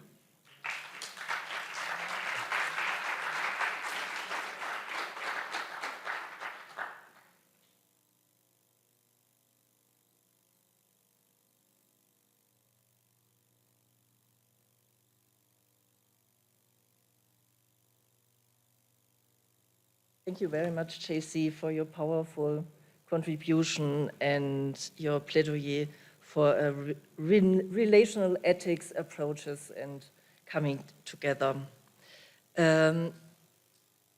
Our second speaker only can join us online. I don't know if he's already there. Maybe. Hi. Hi, Njabulum. Hi, how are you? Fine. Now we can see you. Nice to see you. It's nice to see you all in the virtual space. I'm sorry I couldn't make it to Rome because of some technical challenge with my visa, but yeah, happy to give you my reflections online if you can hear me properly. Yeah, we can hear you very well. Yeah. Thank you for being with us online, and it's really pity that you can't be with us. So it's my honor to introduce you, Dr. Njabulu Chimpangura, who recently became Assistant Professor of African Anthropology at the National University of Ireland. Is it possible to see him as well, because we only see the slide now? Oh. Can you see me? Or it's online? Your slide, but I continue your introduction. We will fix it. So before that, he was the curator of anthropology and living cultures at the Manchester Museum. In 2020, he graduated with a PhD in anthropology from the University of Witwatersrand in Johannesburg, after his serving as curator of anthropology for the National Museums and Monuments of Zimbabwe, as curator of archaeology for 11 years. Njabulu is challenging colonial legacies in museum practices by looking at African collections and their representation in ethnographic museums in the global north. His research is dealing with the ongoing debates on the coloniality of museums, associated knowledge production, and representation practices, with the aim to imagine a decolonized museum in Africa. His first book is entitled Museum as Agents for Social Change, Collaborative Programs at the Mutare Museum, that was published in 2021. And 2 more books will come out this year on race genetics history, new practices, new approaches, and on the museology of Africa, rethinking African museums, community inclusion, living cultures, and decolonization, a co-edited volume. Njabulu is on the editorial board of the ICOM journal Museum International and managing editor of Museums and Society, and he is an alumnus of the earlier mentioned exchange program, the Museums Lab from 2023. So Njabulu, you will give us an insight into your curatorial practice based on concepts of relational care and a disobedient museum. Within your talk, relational curatorship and reimagining meanings of African collections at Manchester Museum. Please, Njabulu, the digital space is yours. Thank you very much for the wonderful introduction. Thank you so much, and good morning, everybody. My name is Njabulu Chipangura. You can call me Jabu. I'm currently an associate professor of African anthropology at the National University of Ireland in Maynooth, just after Dublin. But before that, I was curator of anthropology at the Manchester Museum, which is part of the University of Manchester. And before that, I was curator of archaeology at the National Museum of the Monuments of Zimbabwe for about 10 years. So I'm just going to speak to you about my empirical curatorial experience of engaging with African collections between these two spatial containers called the Global North and the Global South. But examples of my talk today are going to zero in on the work that I did at Manchester Museum when I was curator there for 5 years. So I'm going to speak to you about following up to what my wonderful colleague JC has spoken about on relational care, relational curatorship, and relational practices of working together with the people who are represented in museums as the other through the African collections and what can be done to bring them together to know what museums in Europe hold. So I'll speak to you about what I call here interesting concept, museum solidarities in the global north and the global south, and towards an ethic of decolonial care. So just again, that's me still at Manchester Museum. I've spoken about my biography. I was curator of archaeology at Mutare Museum for 10 years, curator of anthropology at Manchester Museum for 4 years. Is what the speaker introduced me to. I'm the author of a book called Museums, These Agents of Social Change, published by Routledge in 2021. I have a new book coming up very soon by Cambridge University Press called Race, History, and Genetics, which looks at the whole idea of human remains in museums and attempts that museums in the global north are trying to do in terms of rehumanizing and thinking about human remains as ancestors of living people, not just as human remains that are categorized and classified in ethnographic museums. So in Africa, in Zimbabwe, I worked as a curator of archaeology for 10 years at this very small little museum called Mutare Museum, which is in the Eastern Highlands of Zimbabwe. It's part of the National Museums and Monuments of Zimbabwe unit. So during this period of time, I used to work with communities around the Mutare Museum and giving them access to their collections. Because here I think about African museums as essentially byproducts of colonization. Museums in Africa are born out of colonization. So museums in Africa cannot be separated from the ongoing debates and discussions around decolonization and what can be done to give communities access. But what I think is different with museums in Africa, they do have organic communities. They have communities on their doorstep. They don't have diaspora communities. Of course, diaspora communities are good to engage with in the global north, but for me, engaging with originating communities can give us more value in terms of understanding the biographical meanings of objects that are traditionally imprisoned in museums in Africa, which are products of colonization. So my book speaks about different methodologies that the Mutare Museum I embarked on in terms of engaging with its communities to give them access to the collections that were collected during the colonial period. Zimbabwe is a former British colony, colonized from 1890 and got its independence in 1980. It was called Rhodesia, formerly called Rhodesia, and it was named after Cecil John Rhodes, the imperialist who many of you might be aware, might know him. So he took Zimbabwe to be his kind of personal property.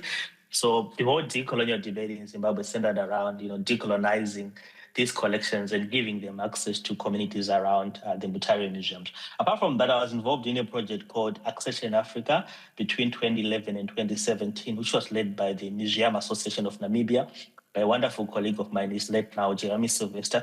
So what was there in the project? We're trying to map African collections that are in European museums, just getting a sense of where these collections are and what can be done to have dialogue with European museums on African collections without thinking so much about repatriation restitutions, which I think is a very interesting kind of concept to talk about from what JC mentioned about, how then do we perform the act of repatriation, which is quite intense and which is quite spiritual in a lot of ways. So Accessioning Africa was trying to map where these collections are, to give African communities a view of where these objects are sitting, which can lead to debates or conversations around repatriation. So just to give you a sense of the work that I did in Zimbabwe and in Africa before I moved to the Manchester Museum.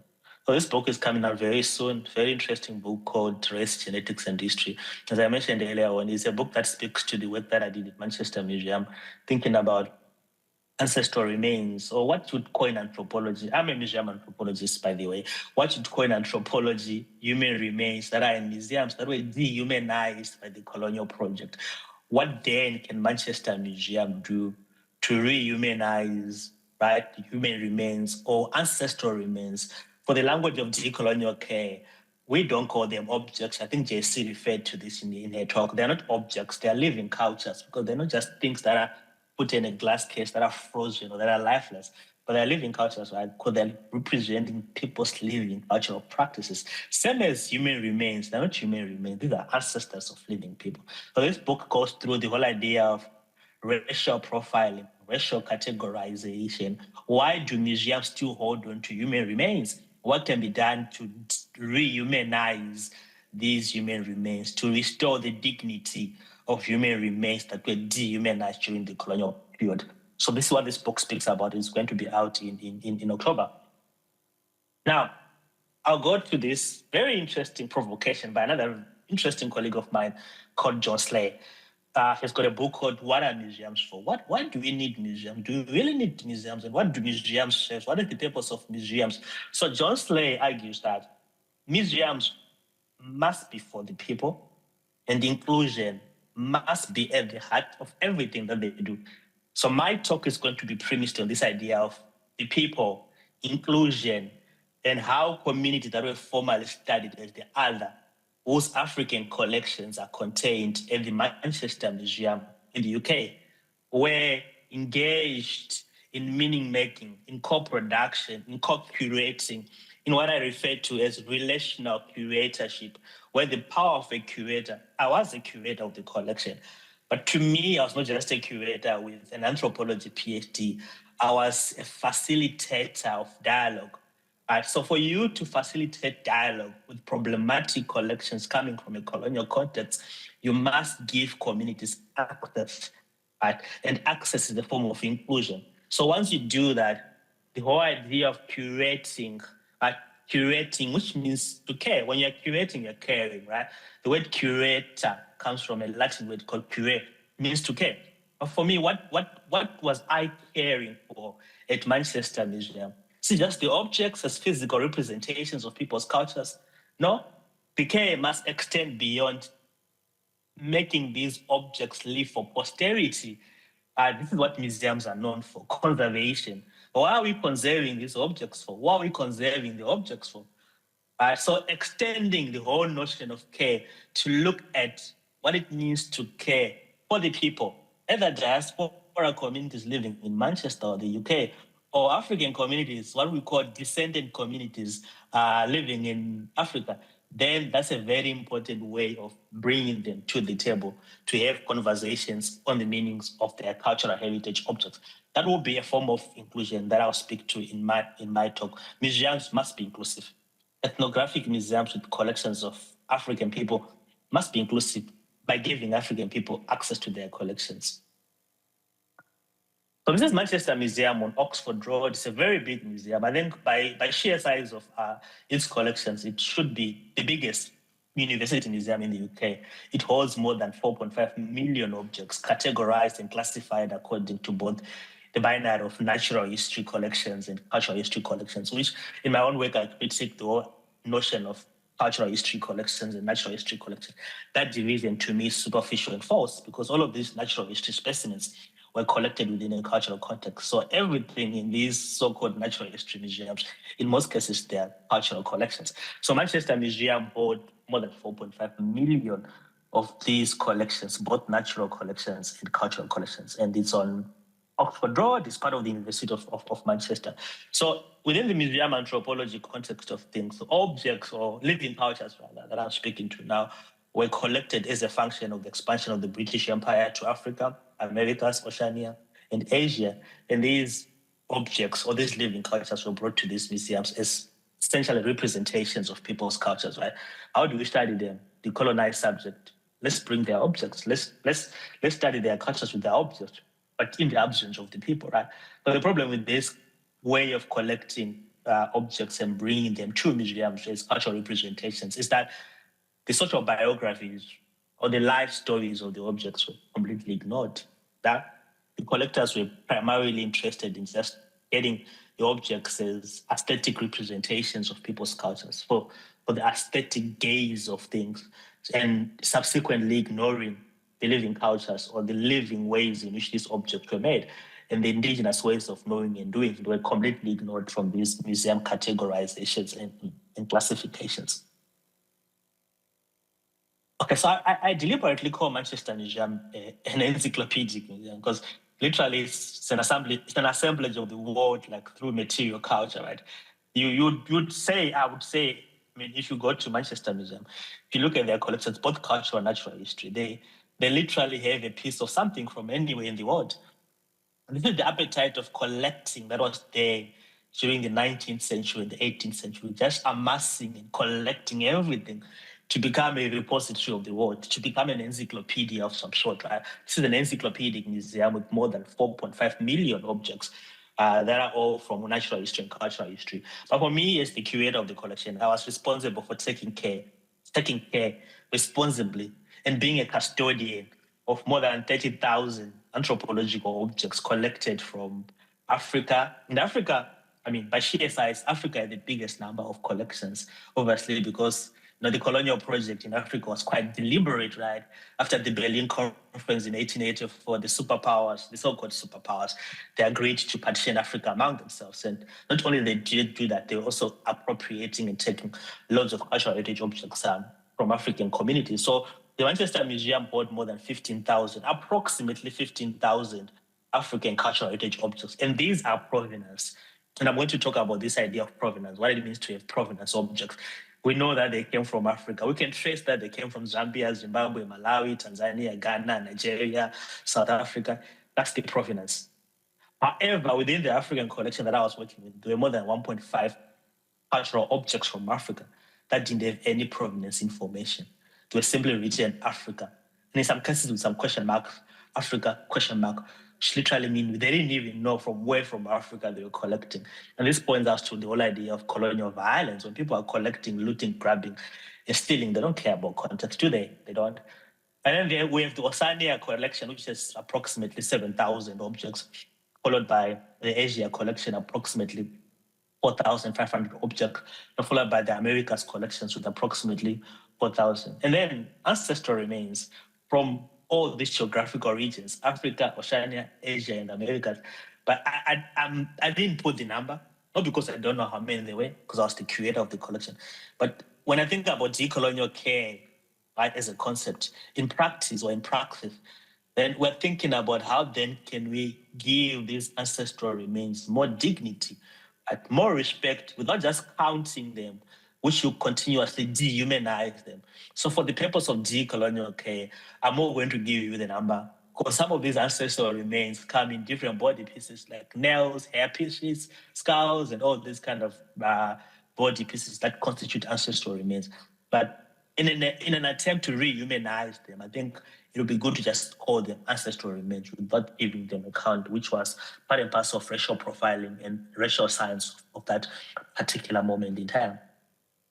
So now what then do ethnographic museums do, like the Manchester Museum, for example? What are these ethnographic museums and why are they problematic? What can be done to decolonize them with some form of care? So ethnographic museums, in both their material and immaterial dimensions, clearly they represent a blatant example of what colonial violence was. Like if you want to feel, to experience the vestiges of colonization, like practically, just go to an ethnographic museum.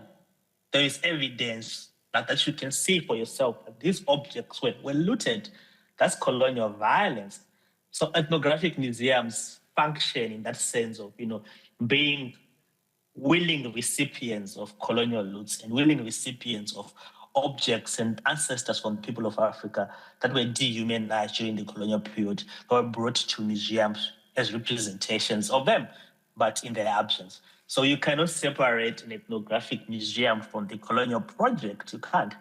You can't. But the question for me is, how then do we move forward with these ethnographic museums to become more responsible and to become more relational by engaging with communities of origins whose cultural heritage objects that they still contain or that they still imprison? What can be done for ethnographic museums of the future to transform, right, to become more relational? And the call for relational curatorship, it's a call for transparency, it's a call for honesty, it's a call for disclosure. Because as long as these ethnographic museums don't disclose or don't tell the truth about how many objects they hold in the basements, then ordinarily you would never know that Manchester Museum hold more than 15,000 objects from the people of Africa. You will never know about that. So that's a call for ethnographic museums to transform in a wavelength of what I call here decolonial care. Again, moving to the colonial legacies that I've spoken about just earlier on, ethnographic museums have been colonial legacies in themselves, and they've long been criticized for their attempt to represent and own the world. Not just about representations of people's cultures, no. It's also about how they feel like they own the world through holding on to material culture of the colonized people. They still have them. Without repatriations, then the material culture is owned by this. Legally, as what JC said earlier on, legally, Manchester Museum own all of the 15,000 ethnographic objects from Africa. They belong to Manchester Museum. It's up to Manchester Museum to engage and to decide if they want to hand back the objects or not, right? So therefore, in their constitution, ethnographic museums represents what I call here colonialism's tangible manifestation, because they do have the material culture objects from the people of Africa that were collected from and during the colonial period. Now, I just want to give you an overview of, colonial collecting practices and from an anthropological point of view, and how these objects that I'm speaking about at Manchester Museum came to be what they are. On that picture there, those little boxes, I'm sorry, I'm sharing this in a very respectful manner. I'm not dehumanizing and projecting these ancestral remains in a racial kind of way, but I'm just trying to illustrate to you that these are some of the ancestral remains that are within the Manchester Museum's ethnographic collections, that are in little boxes and that are still there, treated as objects perhaps, and that are waiting to be rehumanized and taken back to places of origin for real burial. They're from Asia, they're from Africa and all that. So this picture is just an illustration of the point that I'm trying to make here. And I don't mean to further dehumanize these ancestors in those little boxes. So colonial collecting practices took different forms and shapes and formats, right? So we have the 19th century practice of salvage anthropology, which literally meant that those were collecting objects from the people of Africa, were collecting under the pretext of saving these cultural heritage objects from becoming extinct. Right? So the notion here is that if we don't rescue these cultural heritage objects and bring them to museums, then they're going to disappear. That's salvage anthropology. Then you've got missionaries. A lot of missionaries were working in Africa. They're collecting not collecting, but stealing and appropriating a lot of objects from the people of Africa as a way of trying to convert them to become Christians. So to convert them to become Christians, to turn them from being, believers of African traditional religion, where we are all objects of religious practices. Those objects were confiscated as fetish objects.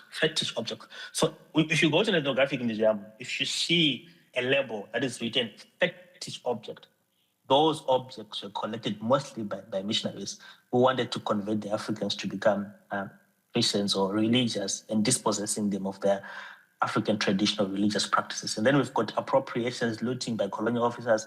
The most famous example of looting, which I'm not going to talk about because it has become a template of debates right now in Africa, is the Benin bronzes, which were looted from Nigeria in 1897. The Manchester Museum also held a collection of Benin bronzes, about 17 pieces that I also worked on when I was curator there to try and be part of the dialogue. There are many dialogues on Benin, like many dialogues that are going on around, like every other country in Europe with the Benin bronzes, they've got their own dialogue on Benin bronzes, which is very interesting and fun at the same time. Then we've got trophies of colonial conquest, ancestral remains that were dehumanized and taken away from ancestors of the people of Africa.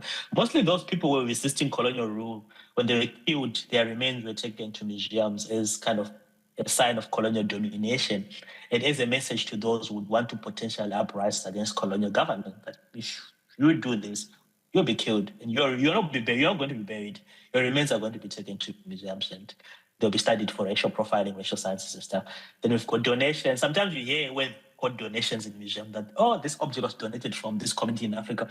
It was donated from this community in Africa, but what are the power dynamics around these so-called donations that we have as a colonial collecting practice in museums? Then we have transfers and exchanges between museums, mostly in Europe or in the UK, but famous transfers from people like, say, Henry Wockham, who was a famous collector of African objects.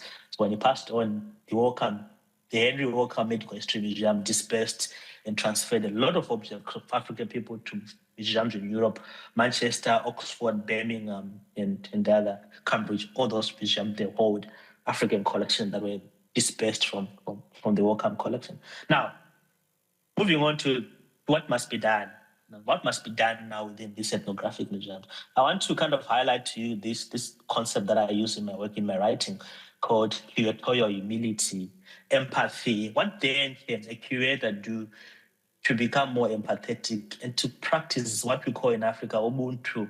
You are because we are Ubuntu, you know. What can that Ubuntu mean for a museum practice where someone like me was taking care of African cultural heritage objects that were decontextualized and dehumanized during colonial occupations and colonial appropriation? So curatorial humility, I read it from my writing, is an epistemological and methodological approach that promotes reconciliation, critical reflexivity, and reciprocity or relationships rather with originating communities to address exclusions of the past, where curators like myself used to speak on behalf of communities. It also challenges curatorial silencing, racism, white supremacy, patriarchy, epistemic injustices, and paternalisms in museums. And most importantly, and this is a very important point, it promotes listening, dialogue, disclosure, and openness. And for curatorial humility to operate in this premise, it must acknowledge the role of colonial violence in colonial collecting practices and in the making of the ethnographic museum in the global north. So the work on curatorial humility that I was involved in at Manchester Museum took me to the space. This is the space. These are the collections in the basement at Manchester Museum that I was taking care of as a curator, that I was a custodian of rather. So the 15,000 plus objects from former British colonies and the 1,000 plus 500, which are not provenance, where we don't even know where these objects came from. They just have the label written Africa. So what I did to kind of openly practice curatorial humility, I was working with a group of African diasporans from Malawi, Lesotho, Somalia, Zimbabwe, Nigeria, Ethiopia, South Africa. And for the first time, they lived in Manchester. Some of them had been in Manchester for 30, 40 years, but they'd never been to the museum, never knew that Manchester Museum held all of these objects in the basements. Because remember, these objects are not on display. It takes curatorial power for a curator to select and to pick what they want to be exhibited in public, right? So they were just literally not on display. They were in the basement. They were concealed in the basement. So I had to open these basements for the diaspora African communities to come and engage, to come and see, and to come and use their own lived experience and help Manchester Museum, rather, to have a better understanding of their collections and to improve collections access information. So one of the projects that I was involved in when I was at Manchester Museum, opening up collections of African heritage objects to African diaspora communities and allowing them to co-produce and to co-curate new narratives on the meanings of these objects. So as I did this work, I started thinking about the whole rhetoric of decolonization, which is becoming a buzzword in most museum practices. What is decolonization? Why should museums decolonize? And how many museums are willing to walk the talk to do decolonial work, not to talk about it, right? So I thought of an idea called decolonial care of anthropological objects as a practice of doing decolonial work.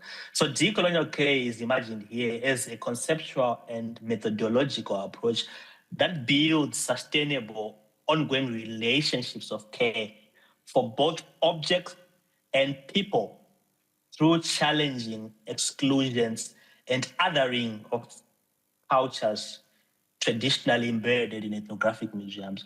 It also breeds the reimagination of collections that are for African people through collaborating with them. Collaborations is a very good decolonial word. Collaboration. And for me, collaborations must not be tokenistic. There's a difference between collaborations and consulting or participation, right? Collaborations must democratize power. When you're collaborating from the outset, you want to do a project with these communities, bring them on the table, let them see the collection for themselves, let them pick whatever they want to pick and tell stories on those objects without dictating on them which objects to work on as a curator with power. So when you collaborate in that nature, then you are ceding power, you are sharing authority, you are democratizing curatorship, you are allowing these communities to be part and parcel of the story and to tell the story as well, not to be consulted. That's a form of decolonial care. So care, I mean, as I was doing the work, this is the work of me with some of the African diaspora communities. This was last year during the Being Human Festival, I think Black History Month. I brought these diasporans to Manchester Museum. They were able to see the objects openly and to touch the objects in the museum, right? And to tell stories about the objects. So for me, curating with care entails an ethic of practice that should respect the rights of diaspora and originating communities by giving them access to the collections.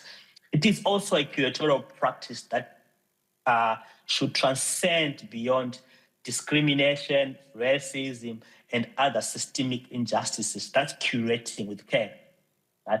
And from the outset, this whole notion of care, these are the African diaspora community members touching some of the objects that are at Manchester Museum that ordinarily they were never allowed to see or to touch, but I had to open this as a form of care. Right? So from the outset, care must be centered on acknowledging the role of colonial violence and how colonial violence played a role in categorizing and classifying cultures of the other, towards looking at what it means to care for the people, their ideas, and their relationships with these objects, which are part of their living cultures. That's care.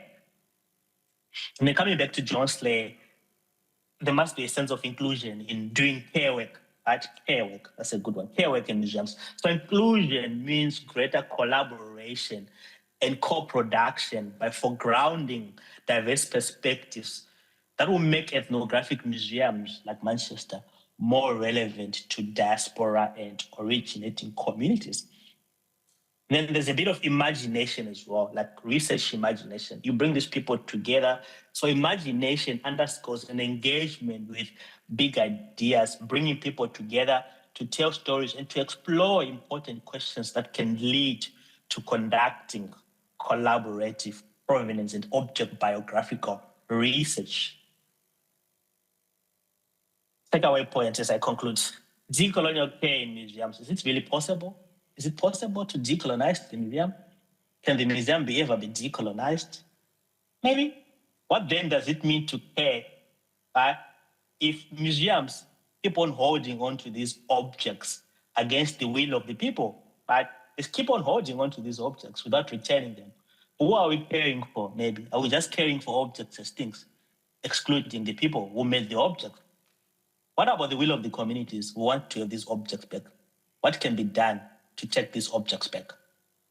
And then finally, museums can also be thought of as spaces of social care, general care, caring for the objects, yes, caring for the stories of the people, yes, caring for the people, caring for the community, and lastly, caring for staff members like myself.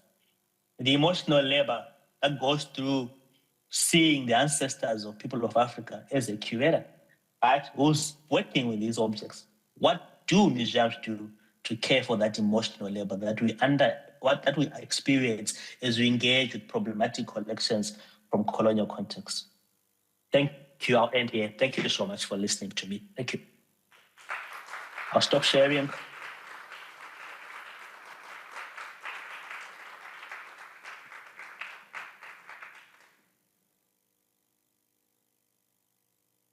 Thank you, Nchabulu, for your contribution and for bringing up also the fundamental question, how is it possible to decolonize a museum that is deeply connected with colonial history and embedded in coloniality and also racist ideas.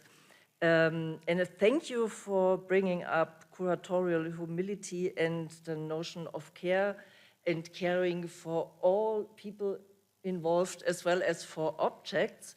And we are now going to have our roundtable where we can discuss and deepen all the questions and the ideas being brought up so far, because I would like to thank you all for speakers for this very dense, very rich, insightful, and also stimulating presentations. And I would say they really introduce us right from the beginning to an overarching multi-layered topics and that will occupy us throughout the whole conference. And so I would invite Dominique and Alain and JC to come up.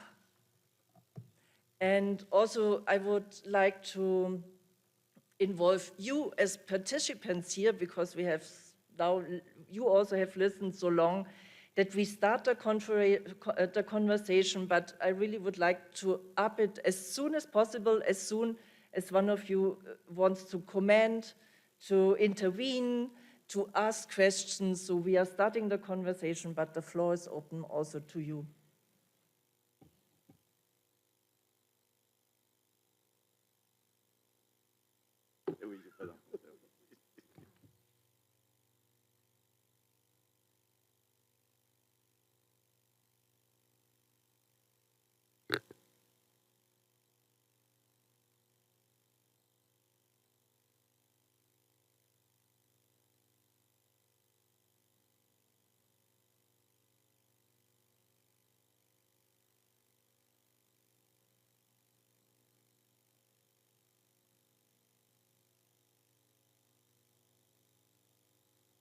So, Dominique, you started with a very kaleidoscopic panorama of different heritage concepts in Europe, and as a result of complex historical processes changing over time, and also being shaped by underlying hierarchies, diverging values, and national, international politics, and also by the winners of history, I would say. I was wondering if you looking at the topic of the program, so what can we learn from different concepts of heritage in dealing with, living with African heritage in European museum? What would you pick up from your more distant position as a scholar not working in a museum? What would you recommend also after having heard the talks by your colleagues on the panel? Well, thanks. I think I'll speak in French. It's more, perhaps easier for me. But we have seen in one slide, the last one, Africa is not a country. Donc l'Afrique n'est pas un pays. Et je pense que c'est une...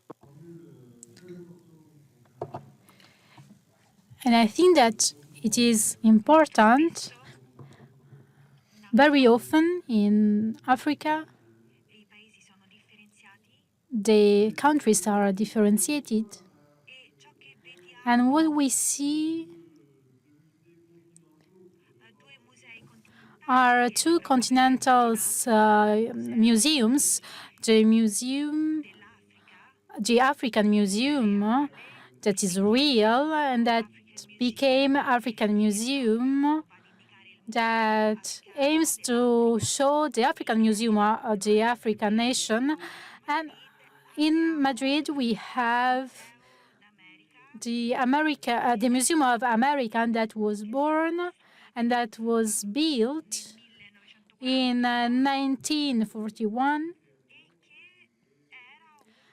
and that was a colonialist and imperial museum, a racist museum,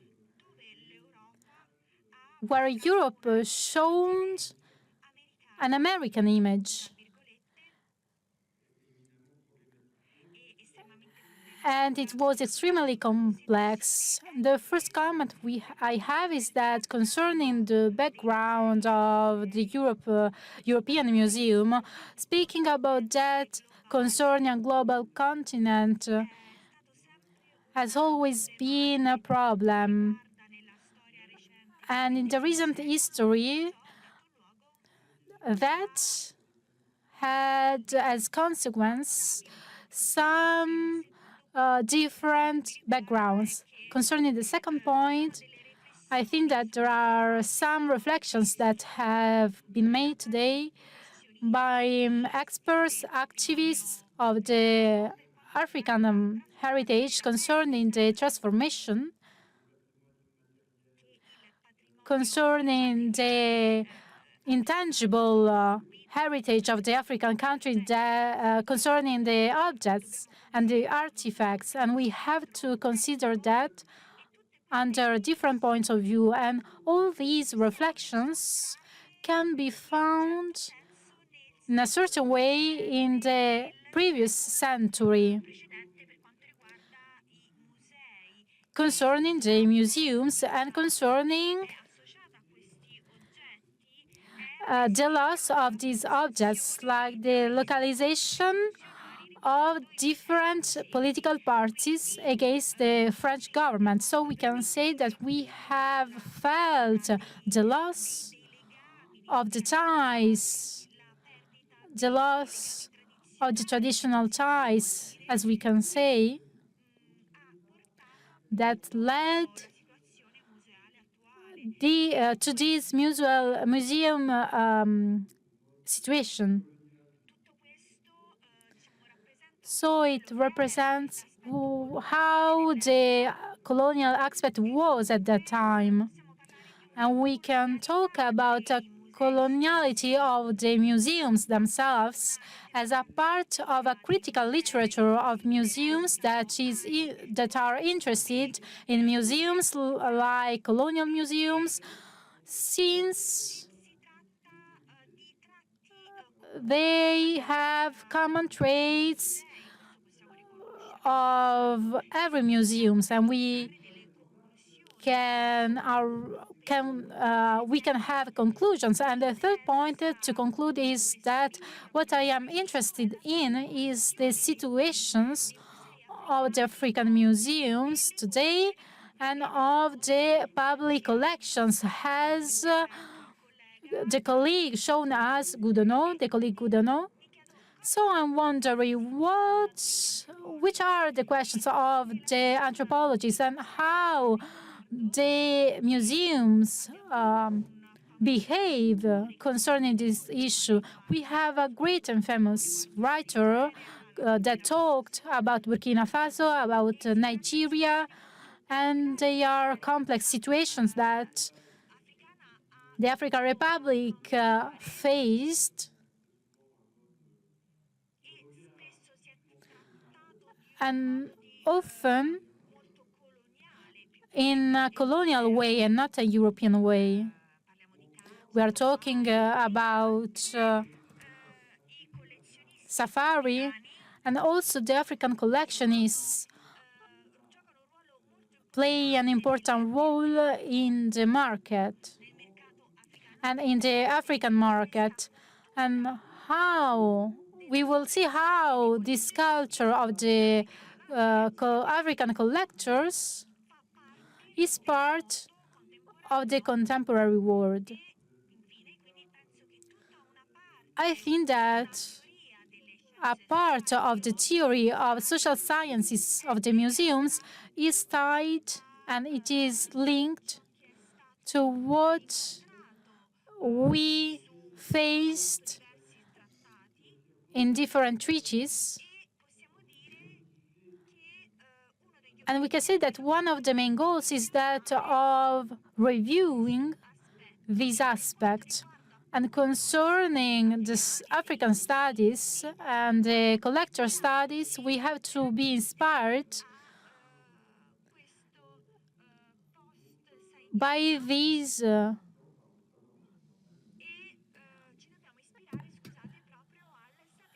and also by the Western knowledging.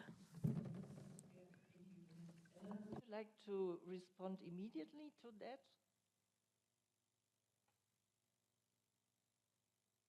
Merci beaucoup.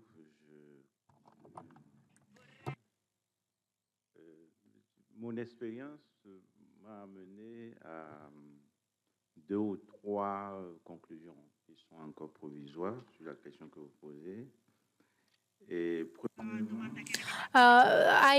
Your question led me to some reflections. I'm convinced that the collection is not telling the same history in Africa. But both of them are extremely interesting concerning the story they tell. I'm sure of that. And interested for an object is essential and is different.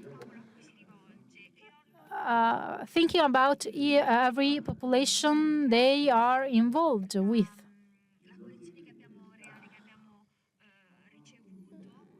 We received a collection, and we can say that the results in the French museum was not the same in the African museum, and it would not be the same in French museums or in Italian museums. In Benin, the objects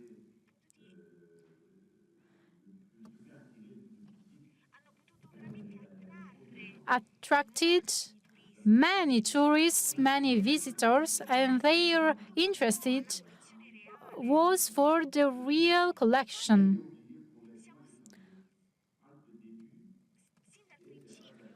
From the beginning, we were interested, and up to today, the iconography part changed.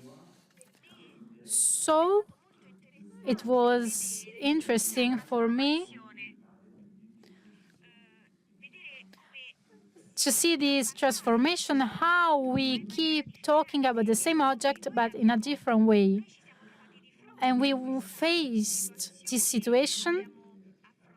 We faced the dispossession and the appropriation, and the issue was regulated in this way.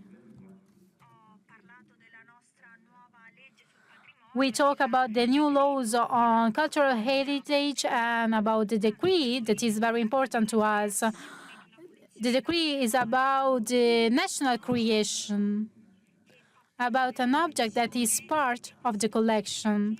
That means that it is an object that belongs to the whole nation, not only to a community.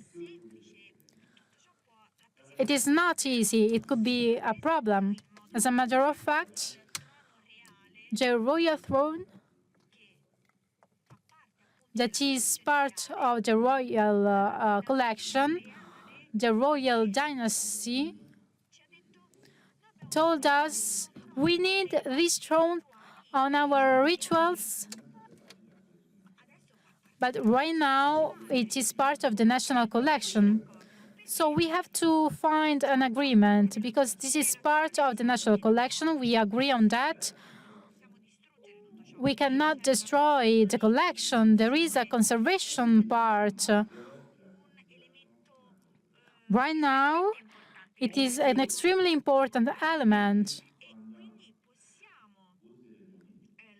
So we can leave it to you for the ceremonies,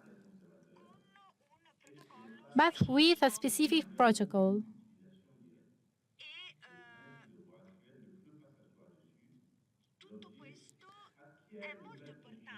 And it is important, and in some situation, it has a different role. It is not something new. And the former king represented the object itself. We cannot sit on it, on the throne. You can use in the ceremonies, and once you finished the ceremony, you hand it back, because it is a national collection. So we all agree that our main goal is that of passing it to the future generation. So we found this agreement that requested a decree. What is not part of the national collection, for that we can see what we can do. But what is part of the national collection, for that there are simple rules that have to be followed. That is why we created degrees. That is why we live in a republic. That is why we decided to do that. Another important point,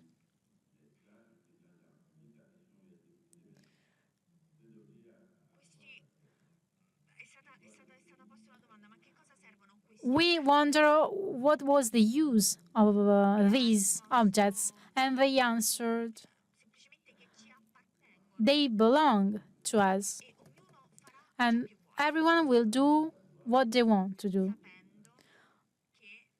knowing that these objects will have to be preserved for the future generations.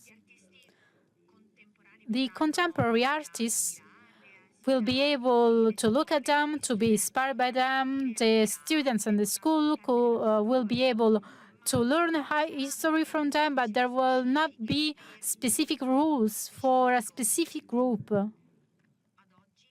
Up to date, it is a national collection. So I just want to say that we are satisfied because we know what is happening in the neighborhood country, in Ghana, for example, where we talk about communities. For example, in Ghana,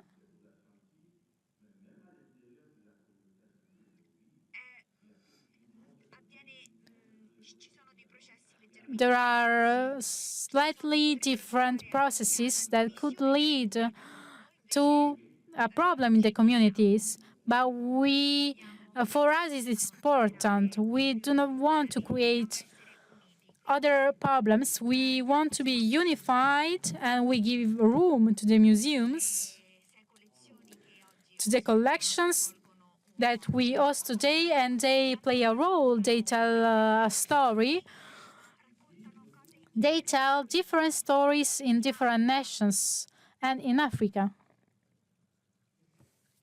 I was very much impressed when you explained us how the visitors reacted to in which creative ways, astonishing, also for you surprising ways. And for me, I thought this is a very lively reappropriation and in exploring their own heritage. And you also explained these difficulties between the protocols of preservation, handling objects, and the needs and demands, but also the potential the objects they have.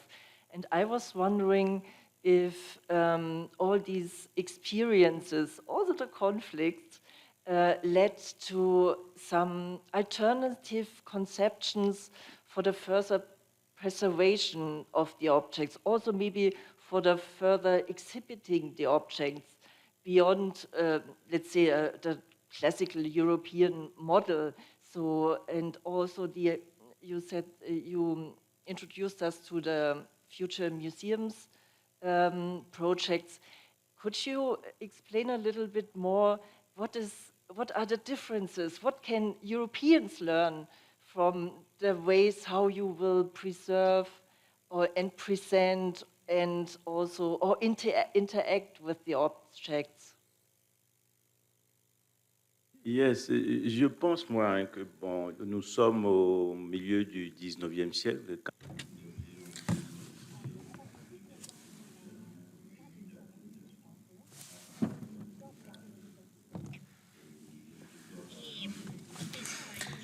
So treasures and many African objects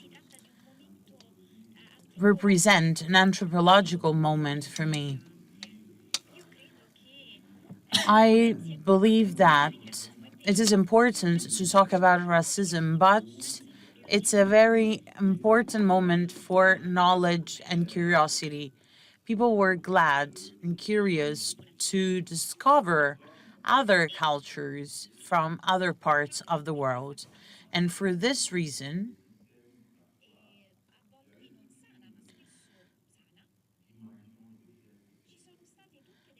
there were researches,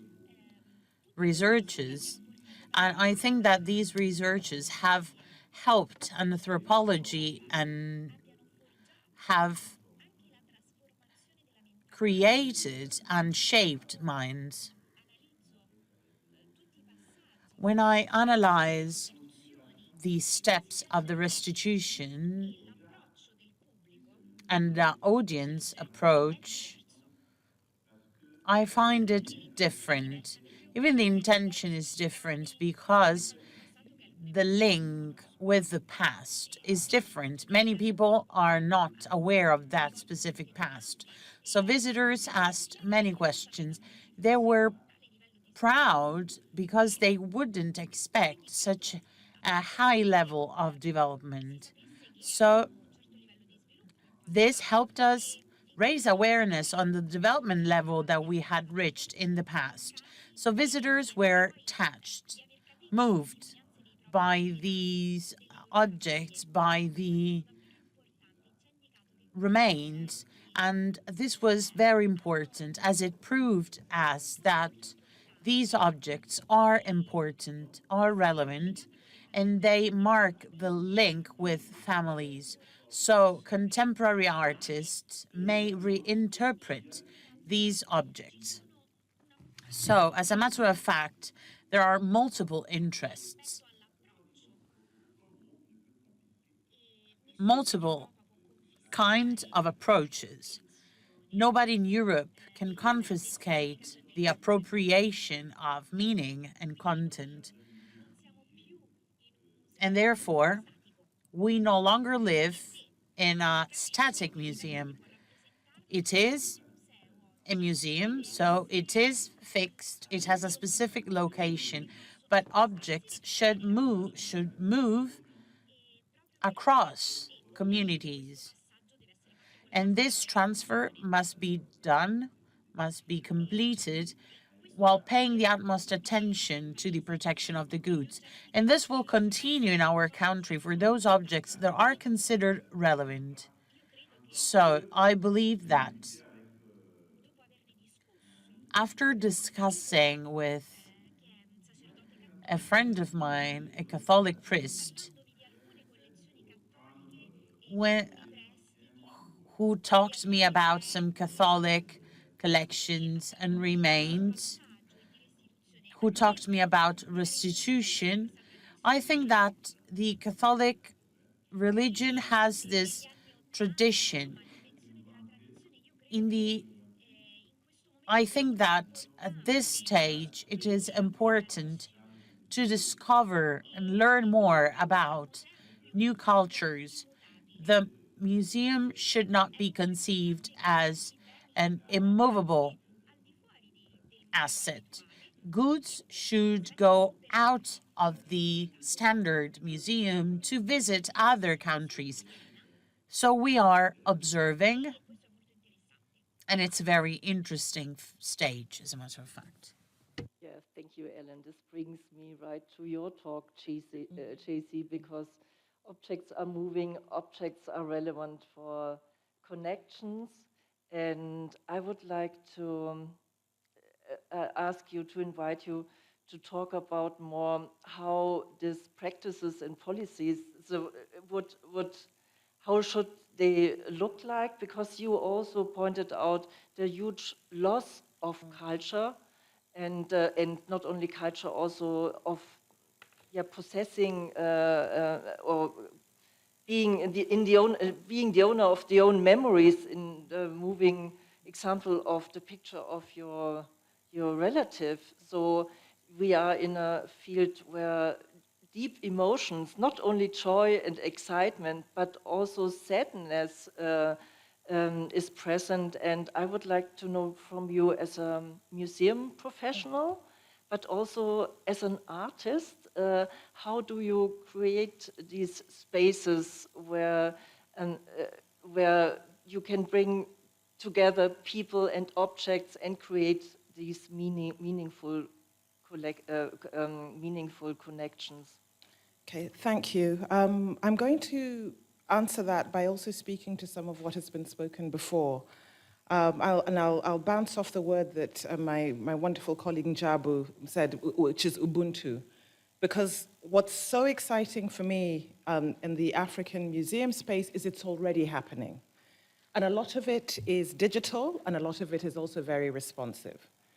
So one of the most wonderful things I think that's going on in the digital spaces are mobile museums. People across the continent belong to community historians groups, they belong to museums groups, and they're sharing photographs of collections, African collections from around the world all the time. Every day when I wake up, various groups I belong to, there's always messages, have you seen this object? People start having conversations around it.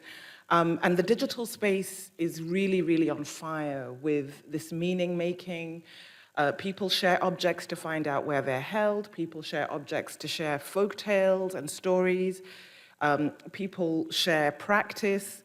So this is actually active and very ongoing. When I talk about these spaces, sometimes fellow museum professionals say to me, well, how do we get access to these spaces? And I actually think that some of them really should just belong in the communities which they exist in. It's not necessary for museum professionals to be involved as museum professionals for this to go on. And it's just great to know that they exist. It's great to know that they're dynamic and flexible spaces that are responsive to the needs of the communities that they serve in particular. But speaking about maybe more conventionally seen ones, across the continent, there's incredible examples. In South Africa, we had the District 6 Museum, which was an incredible example of a community's response to dispossession.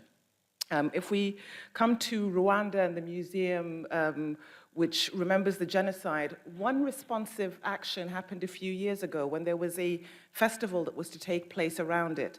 And a dance company said that they didn't feel it was appropriate to have that festival within the museum walls, and therefore they actually performed on the steps and outside the museum. And this, to me, is a really responsive way of dealing with difficult memories so that they're still acknowledged, but going that there are ways of changing the ways in which museum spaces work. In Kenya, there are different examples, different community examples. So on the Diani, on a place called Diani Beach on the Swahili coast, there's sacred kayas, which traditionally were only open to certain members of the community, but there's a kaya called Kaya Kinondo, which now works as an outdoor museum. And you can go and visit it. You can learn about both of the botanical histories, spiritual histories. When you enter it, you're taught how to enter the space respectfully so that the ancestors can welcome you respectfully. And that, to me, is another example of how working with ancestors, working with history, but taking a responsive approach to the needs of the community now, it's an incredible place to visit. I would highly recommend it. Another example from Kenya and how museums can be, or museum spaces can be used in education, is the Murumbi collection. Joseph Murumbi was one of Kenya's early vice presidents. He has a very interesting heritage, being both Kenyan African and Kenyan Asian. And he developed an incredible collection from across the African continent. So talking about moving beyond boundaries. And this collection can be visited at the Kenya National Archives. Whenever I'm in Kenya, I go and visit it. I've been visiting that collection for years. I'm always learning something new. And every time I visited it, there's always school children there of all ages being taken to engage with not just a Kenyan history or community history, but also an African history. And these are all African responses. We don't often talk about African collectors, but he was an African-centered collector based on the continent, looking at, in a post-colonial context, what did it mean to be an African collector, and how could he create these networks through the objects that he amassed. I'm going to pause there for a moment because there's so many examples, and I'd encourage you all to engage with them, to visit them, and maybe even get an invitation into some of these exciting digital spaces. Thank you, JC. And Tavulu, would you like to jump in and share your thoughts and reflection on that, what has been said so far? Do you hear me? Thank you. Yes, I can. Thank you very much. Thank you, JC, and thank you to the other colleagues. I think I want to pick up from what JC had said in terms of what is happening on the African continent, really, and some form of what I call, maybe community museums, where communities are taking for themselves by themselves the initiative to kind of do different forms of cultural representation that are away from the framework of the national museum, which is still predominantly colonial. I was also in Kenya, JC, recently doing an ethnographic research in Tingira village. Nyeri, there's a very interesting museum there called Tingira Community Museums. I loved it. So what I did, I did some digital reproductions or reprints of pictures of Kenyan heritage or Kenyan objects at Manchester Museum, and then took them there, printed them out, and did a pictorial exhibition at Tingira Cultural Village, and allowed these communities for the first time really to kind of have a feel of what Manchester Museum hold from Kenya. And it was a fluid conversation with the community and community elders. They came and they were able to kind of have conversations on the meanings of these objects and correcting some of the demeaning and offensive labels that are usually associated with African collections in ethnographic museums in Europe. So such kind of community out-facing engagement by museums, which I think for me, it takes a lot of proactivity for museums that are containing or imprisoning African collections to do that, to take for themselves by themselves the initiative of going outside their collection rooms and letting communities know what they hold. In the absence of repatriation, these digital reproductions or 3D modeling and what have you, they can help communities to have access to their collections, and communities in Africa who have an informed decision whether they want to have the objects back or not. And in most cases, we just assume that communities want to have everything back without even engaging them. Communities are so fluid, they've changed over time, and they might not want to have everything back as per se, but they might just desire to know where their cultural heritage objects are situated or located. So I think ethnographic museums must be open, as I said in my talk. They must tell the truth. They must engage outside the confines of storage rooms, and they must allow communities of origins to know and to have access to their objects. And then the issue of returning restitution will come later. But what starts first is this ethic of practice of allowing communities to know where these objects are situated in ethnographic museums in Europe. Now we have 30 minutes left for discussion and for you, and I really would like to open the floor now. Maria has the microphone, and please raise up your hand and introduce you. So we have the first question over there. Yep. Thank you very much. My name is Itala Vivan. I am from Milano. I wanted to raise a problem that, in my opinion, there is there when planning a change in museums which have been created and built and organized on colonial cultural basis and are fruit of Sept.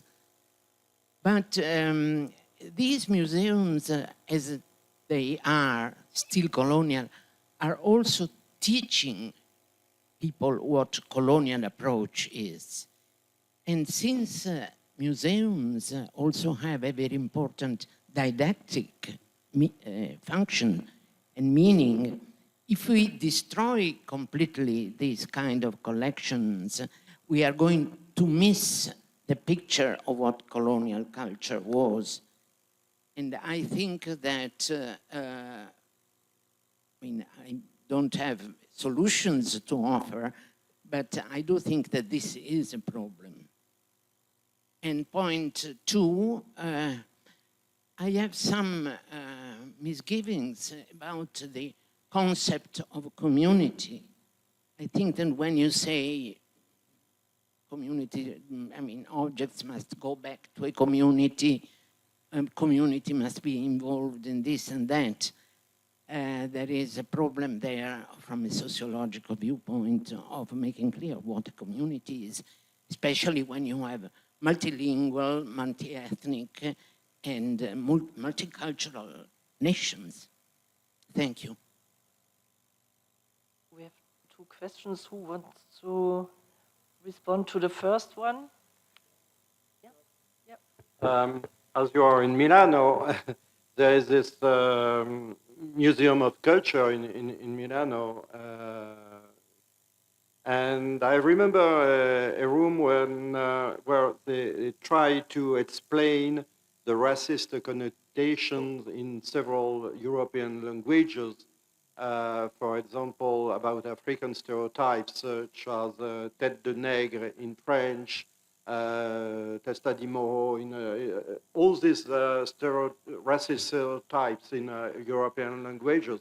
And for me, it was a good idea to bring consciousness to the visitors through the demonstrations, which was here a linguistic and also a visual demonstration about well, not so colonial, but racist stereotypes, I would say. So I think it's part of the museum capacity to deal with the old-fashioned ways of treating objects, treating linguistic parts and other fashions to treat that. So about your second point, I feel it's, well, there is an example which is very clear in the English-speaking world, which is indigenous, what Woods Phillips and other theoreticians in America, and especially in Canada, calls the indigenization of museums. That is to, with the NAGPRA Act and the other Canadian Act, to restitute objects to special communities. And, well, the community can do whatever maybe, so destroys the object. And so it's a very radical negation of the so-called museum in European or in Western ways. So it's a very special choice in the American way in Northern America with also with autochthonous people. So I think it's very, very different from the African way and the manner perhaps in French colonial and English colonial and other colonial ways of dealing with heritage. So it seems to me a very complicated issue about what we called community and community heritage. Vivi Njabulo, JC, you are working with communities. Would you? Yeah, thank you very much for your points. I was interested in your use of the word destroy, because I feel that collections are expansive enough to hold more than one approach. And I think that there's been some really good examples of museological practice where the same set of collections have multiple interpretations, so that we don't lose what the colonial approach was, so people can learn from it, but also offer new and important interpretations from producing communities, from where these objects came from. And I'll now move on to the word communities. When I was working on rethinking relationships and building trust around African collections, we had a long discussion about the use of the word communities. We're working with people who saw themselves as community researchers from Kenya, Tanzania, and Nigeria. There was, over 100 people were involved in some of these discussions. I'm trained as an anthropologist, and you're right, there's a very specific way in which community is understood from an anthropological and a sociological perspective.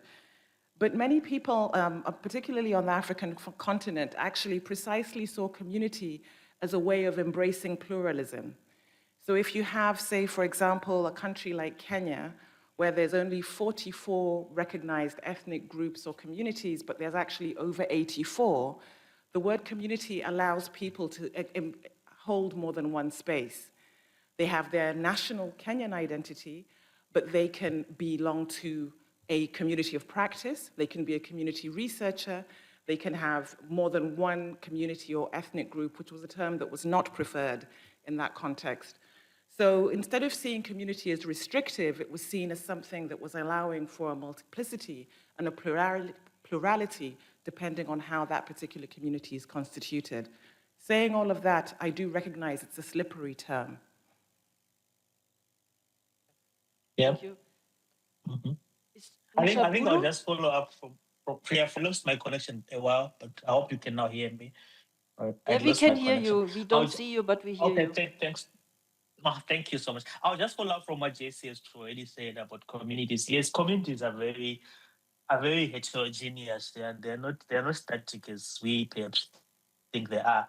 But I think for me, the question is not so much about trying to kind of pinpoint the idea of who's the community and what the community does, but it's about just engaging and opening up to them. And just communities have changed. Yes, they've changed over time, migrations, mobilities, and stuff.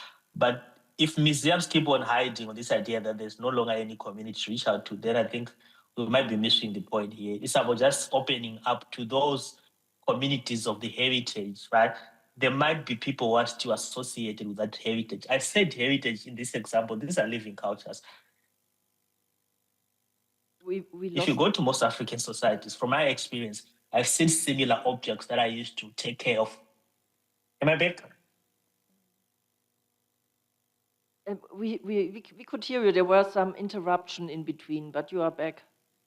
I think my network is a bit poor. So I was saying these objects are literally living cultures. They live in cultures in the sense that even in those so-called communities, you can still find similar objects that ethnographic museums in Europe or in Manchester, for example, are holding. So that tells a story about cultural continuity. Even if you don't want to use the word community, but there are still people who are practicing similar cultural beliefs that are associated with objects that museums hold. So that tells you a story of cultural continuities. And in that sense, then even in Africa, then you can tell how to connect these objects in museums in Europe with those communities in Africa that are still practicing and making similar objects that we see in museums. So I think in that sense, then you'll be able to kind of work with a defined community or an indigenous community where you can go and collaborate with them and do different kinds of object biographical research with the knowledge that these so-called communities are still making similar ethnographic objects that are in some of these European museums. It's not just a coincidence, but it's a continuity in cultural practice that we can also trace in socially engaging with these communities, not for repatriation per se, no, but just understanding the cultural meanings of these objects. It's important to understand the cultural significance of these objects. And European museums will benefit even from their own kind of corrected biographical information on the meanings of these objects, which they didn't have prior to engaging with similar communities, which are still making similar objects that we find in museums. Thank you. Yeah, thank you, Njabulo. We have one question behind, a second question, and then... Gaël de Guichin, voglio parlare in italiano. I'm going to speak Italian, although I'm French. We have to clarify something. We're talking about Africa, but African museums are the result of colonization. And therefore, we should talk about 5 different Africas. Northern Africa deals with its own issues. Western Africa deals with its issues. Central Africa deals with its issues.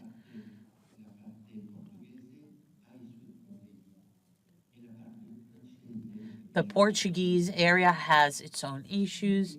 The French area has its own. So they're completely different.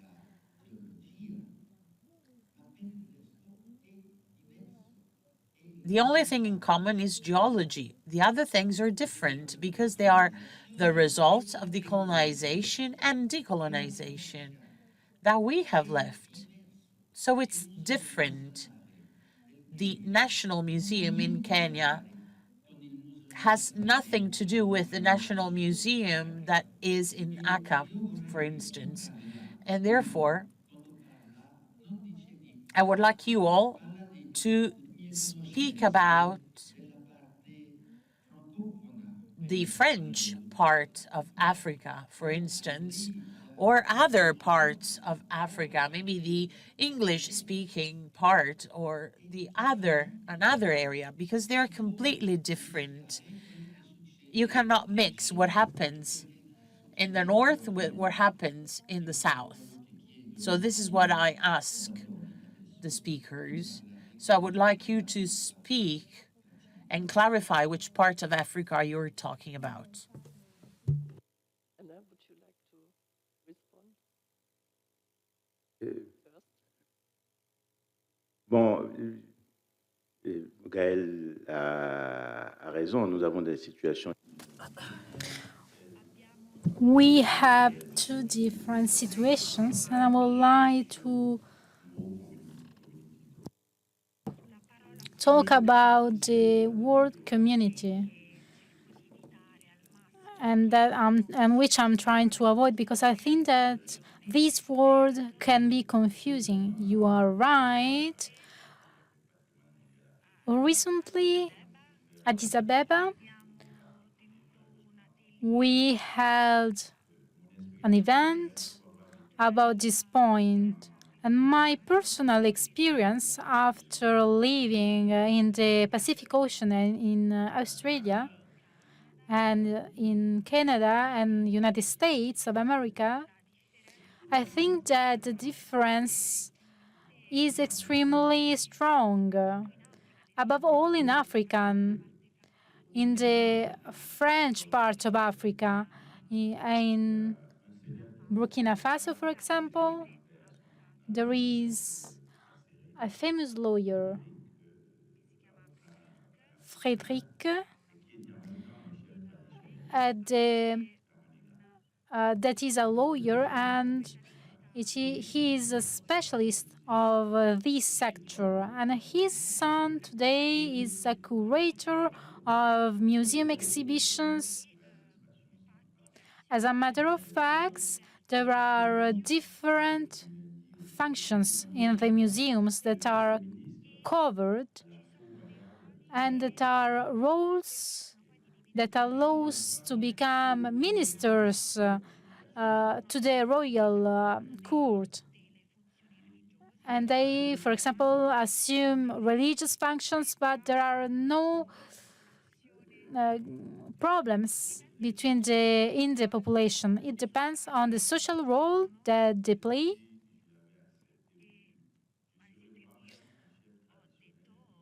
For example, I said that I could play an important role in Africa since I am worth of working in this experience. So Africa is different, for sure. It is enriched of cultural traditions. There is not a separation between the people that work and the people that do not work.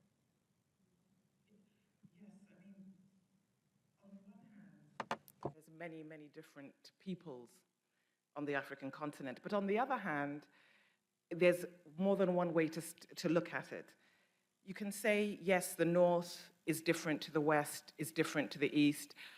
However, what about the peoples who cross all of those borders? You can find one type of people who belong to all of those different, the East and the West, and don't fit into a European-imposed categorization of how the continent should see itself. So I think it really depends on where are you standing when you're saying that the West is different to the East, and where are you speaking from? I think that needs to be clarified first, because for certain people on the continent, they refer to different boundaries and see it differently.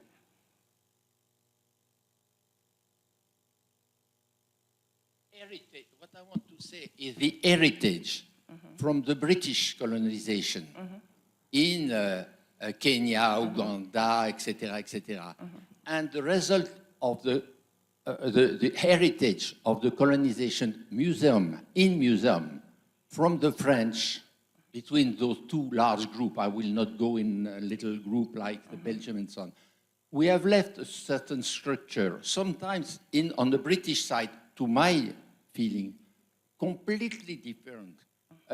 On the British side, I have to admit that it was much better what has been handed over as a structure, collection, professionalism, and so on, which make the museum in the Anglophone country incredibly much better than the French one, incredibly. So we cannot speak of African museum. We can speak of English-speaking African, ex-English-speaking, and ex-French-speaking. It is, for me, totally different. And it's why I'm asking you, when you speak, you say, with my knowledge, with my background, I feel that in English-speaking Africa, we have this. Of course, there are community of their border and so on, but that's nothing. It is, as we are speaking of museum here, collection and museum, it is important for me to precise clearly of which Africa you are speaking. Thank you. I'm sorry to go. You know, thank you. I realize it's important for you, but it is not important from what I am talking about.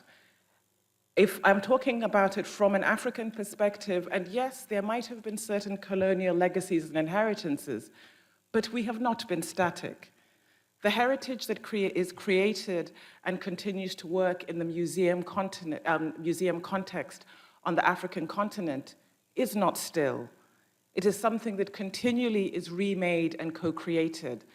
And when I talk with museum professional colleagues on the continent, when the communities that I work with and I serve, those distinctions are not the primary way in which we are carrying out the work that we are carrying out. So I recognize that it's an important one for you, but it is not the way in which I frame the work in which we're doing, both with people on the continent and also in the diaspora. So that's why I haven't framed it that way when I have been speaking. So we had another question. No. No? No? So you.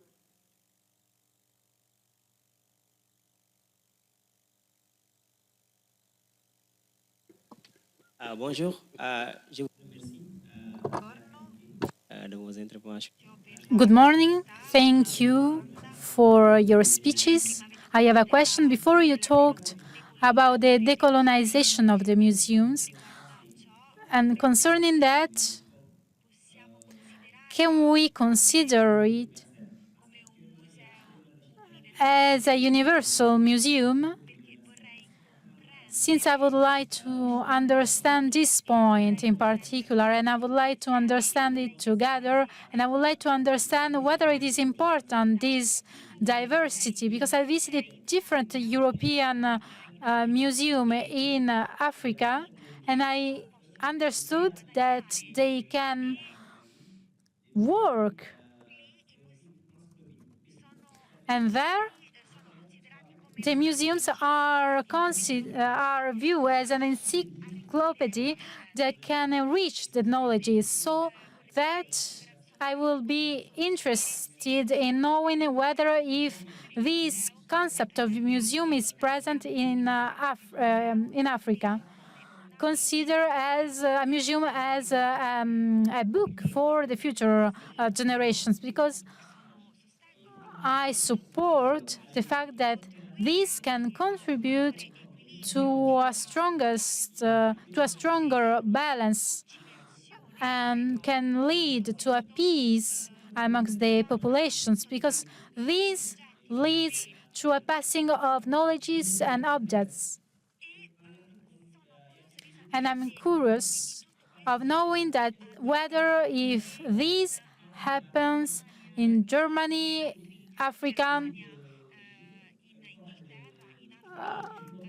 and in other sites. And I would like to understand if there is a form of diplomacy that allows us to mobilize and to transport the objects from different countries, so that we can, as an African country, we can know what is happening beyond the borders, because it will be great to be able to know their objects in Africa, so that even the people that cannot travel are able to live this momentum as an enriching moment and to join all this beauty within our communities. Thank you.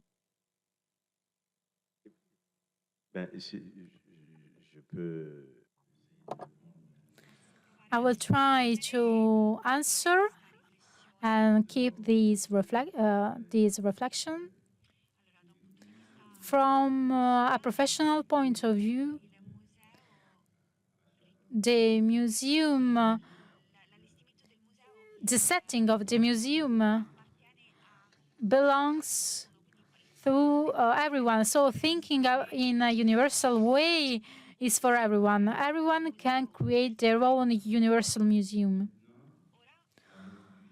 At the moment, the restitution is essential. You know that there are some data that represent the 10–15% of Africa,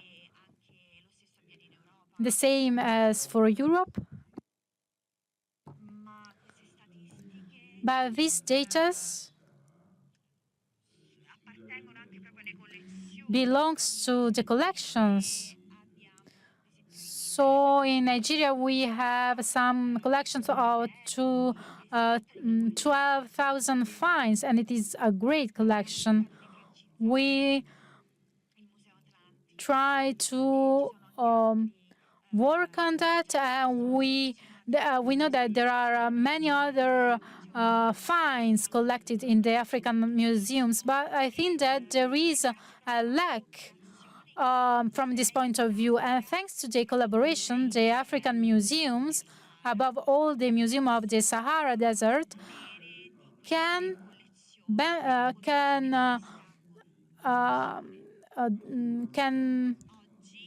take something from this collaboration. In France, they are working they're working on a law from a global point of view.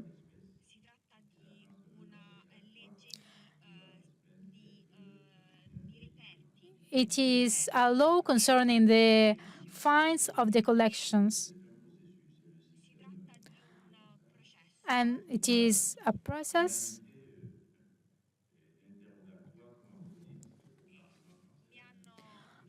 I have been invited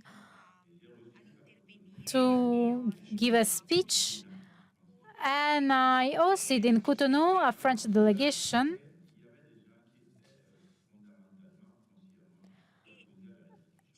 And there were some people that were opposed to restitution.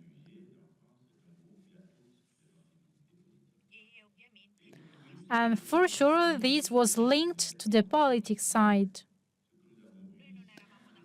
We did not agree, but we noticed And we agree with you that restitution is a positive change for the cooperation for France, and restitution cannot be realized only within a friendly cooperation, and I'm sure about that. Honestly, I'm very happy about that because we saw that they could have blocked this law. But after this exhibition, the Minister of the French Culture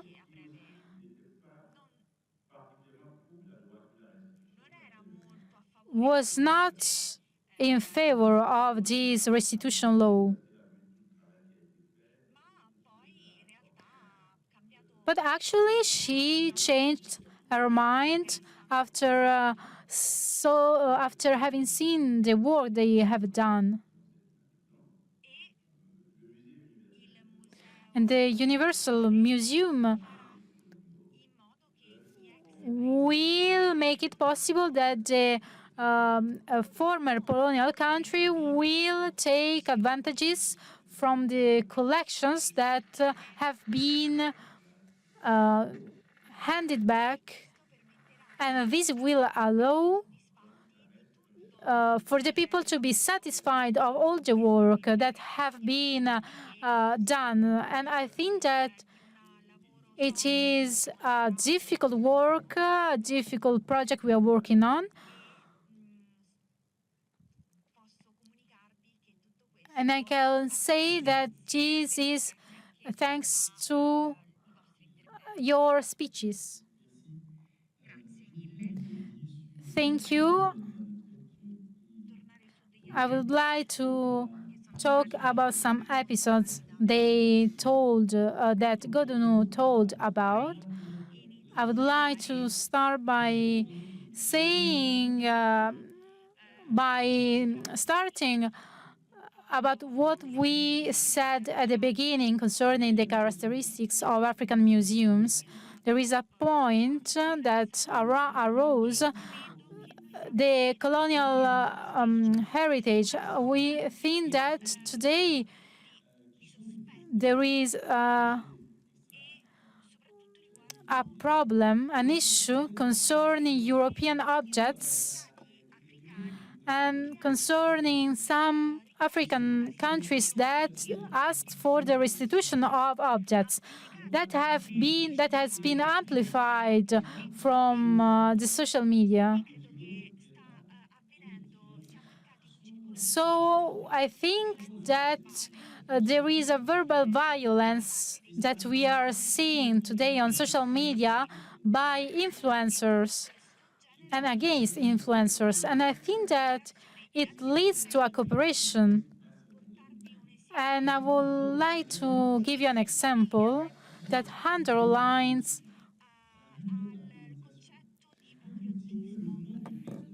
the concept of patriotism. There is a great audience that goes visiting this exhibition. I would like to ask you, in this dynamic, as intellectuals, since we have already talked about that point, how can you behave facing this social reivindication? And how these European states with this object, how should they restitute and hand back these objects according to you? The second point concerns what Godunu told us.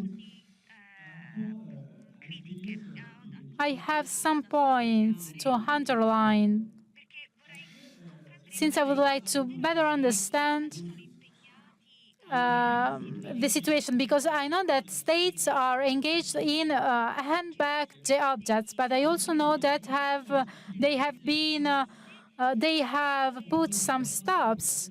So when we hand back the objects, we are giving the objects. I don't know who we are giving the objects to.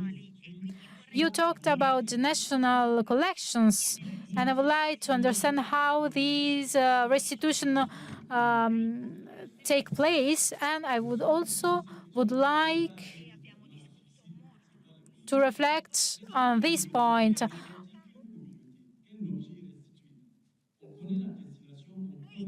We know the destination of the restitution of the objects, but why we cannot hand them back immediately and you block them? Why don't you hand them back to the community? And sometimes, because sometimes we face issues about that, because there are some people that think that they know how they can manage the restitution situations, and we cannot be angry with the Western side.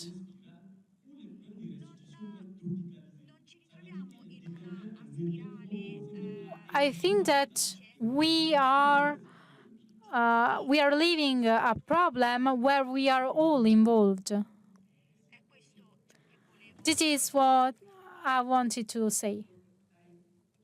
Just continue, and then we have a last round. Thank you all. So I am Marion Bertin, postdoctoral researcher at the Catholic University of Leuven in Belgium, and co-vice chair of ICOM. I have one question that is addressed to two speakers, and is really related to the point addressed by Jean-Paul earlier. My question concerns conservation practices. Mr. Godenu, you talked about the protocols that were created to preserve the national collections and the objects repatriated from France to Benin. How were those protocols written? Who were in charge? Who were the persons in charge of these protocols? Was it something discussed between France and Benin, or was it really from Benin with specificities of conservation dealing with this context? And my second question concerns the decolonial care that was highlighted by Najogu. Could you please share a bit more about this? Did you write some protocols of decolonial care practices based on the workshops and the things you organized in the Manchester Museum? Did you share those practices to other professionals in the UK or through universities and young professionals? And how could you recommend or give some recommendations on the way to implement those practices in a broader way? Thank you. Yeah, thanks for these broad questions. We are already over time, and Nshabule won't be with us at lunch, so maybe I give you the chance for, a short answer and maybe some literature recommendation, and then I invite you to the last round. Thank you so much for the question. So the decolonial care, the code that I spoke about, I've published extensively on that. I have a paper in Museums and Social Issues, which I'm happy to share, where I explored the whole idea of doing this decolonial work with communities in Manchester. I can share that as well. And then I did an exhibition at Manchester Museum, which was co-curated by community members from South Africa, called the Nongoma community. It was on beads that Manchester Museum hold from this community. So as a form of decolonial care, I had to go to South Africa and spend some time there and show the communities the pictures and all these things of the beads. And they came up with their own narratives on the meanings of these beads. And these narratives informed the new co-produced exhibition that is at Manchester Museum. So I would say in terms of outputs, in terms of not really recommendations per se, but academic outputs, there's a paper that is there that I wrote about these examples. One is in Museums and Social Worlds. The other one in a journal called Museum Worlds, which is also a very lovely journal on museum practices. I can share these links if you want to read about this work. And the exhibition at Manchester Museum is still running, I guess, which is another kind of exemplary way in which decolonial care can be practiced by co-producing and co-curating exhibitions with communities of origins. Thank you. Go to the first comment and question. Et oui, par rapport à Jean-Paul, For what concerns the creation of the national collection, this will create an important legal act. All the items will be part of the national collection. This was part of a very extensive debate, and I'm not going to bore you with the details. And the President of the Republic and the President of the Prime Minister and all the institutions decided to take action. Therefore, we're not referring to one specific community, but we're referring to the entire nation. So in light of these action for the restitution, we want the goods that we have received to be part of the national collection.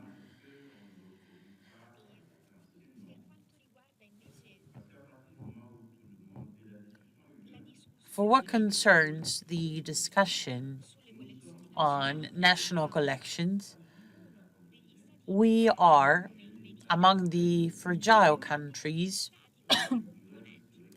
with specific and diverse cultural components, and this aspect has to be taken into consideration because power comes from somewhere, and therefore we have to pay the utmost attention. All the methodologies have specific cultural backgrounds.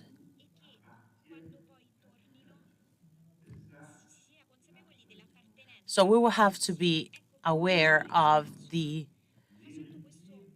their belonging to the national collection. In Benin, we have the Republic.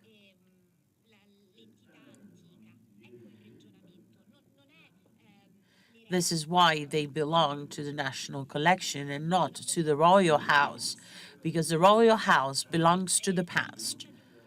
So it's a process.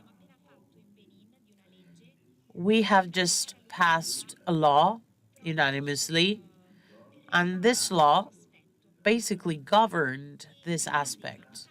So there will be benefits to the state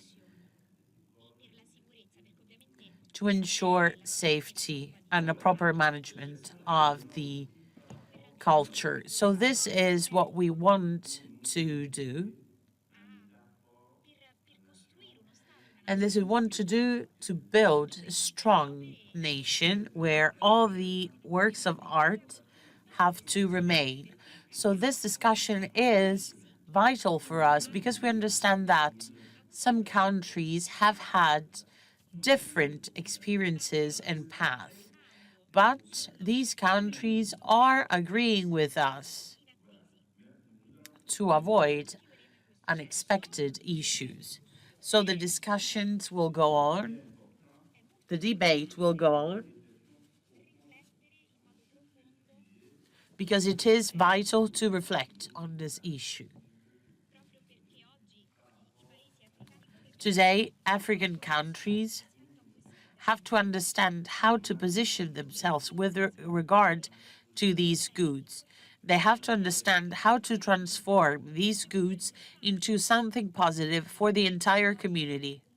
And they have to understand the methodology because individual property have to become collective property. Thank you.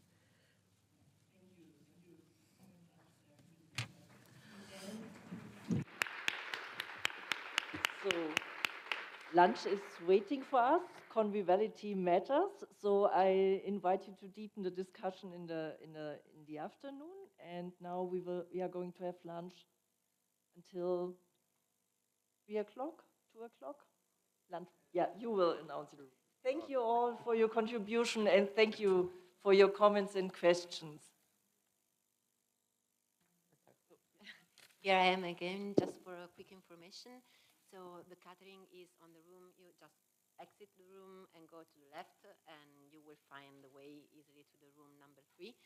And there are 3 different stations, so we suggest you to have 3 queues instead of just 1 queue, because the food is the same in the 3 stations.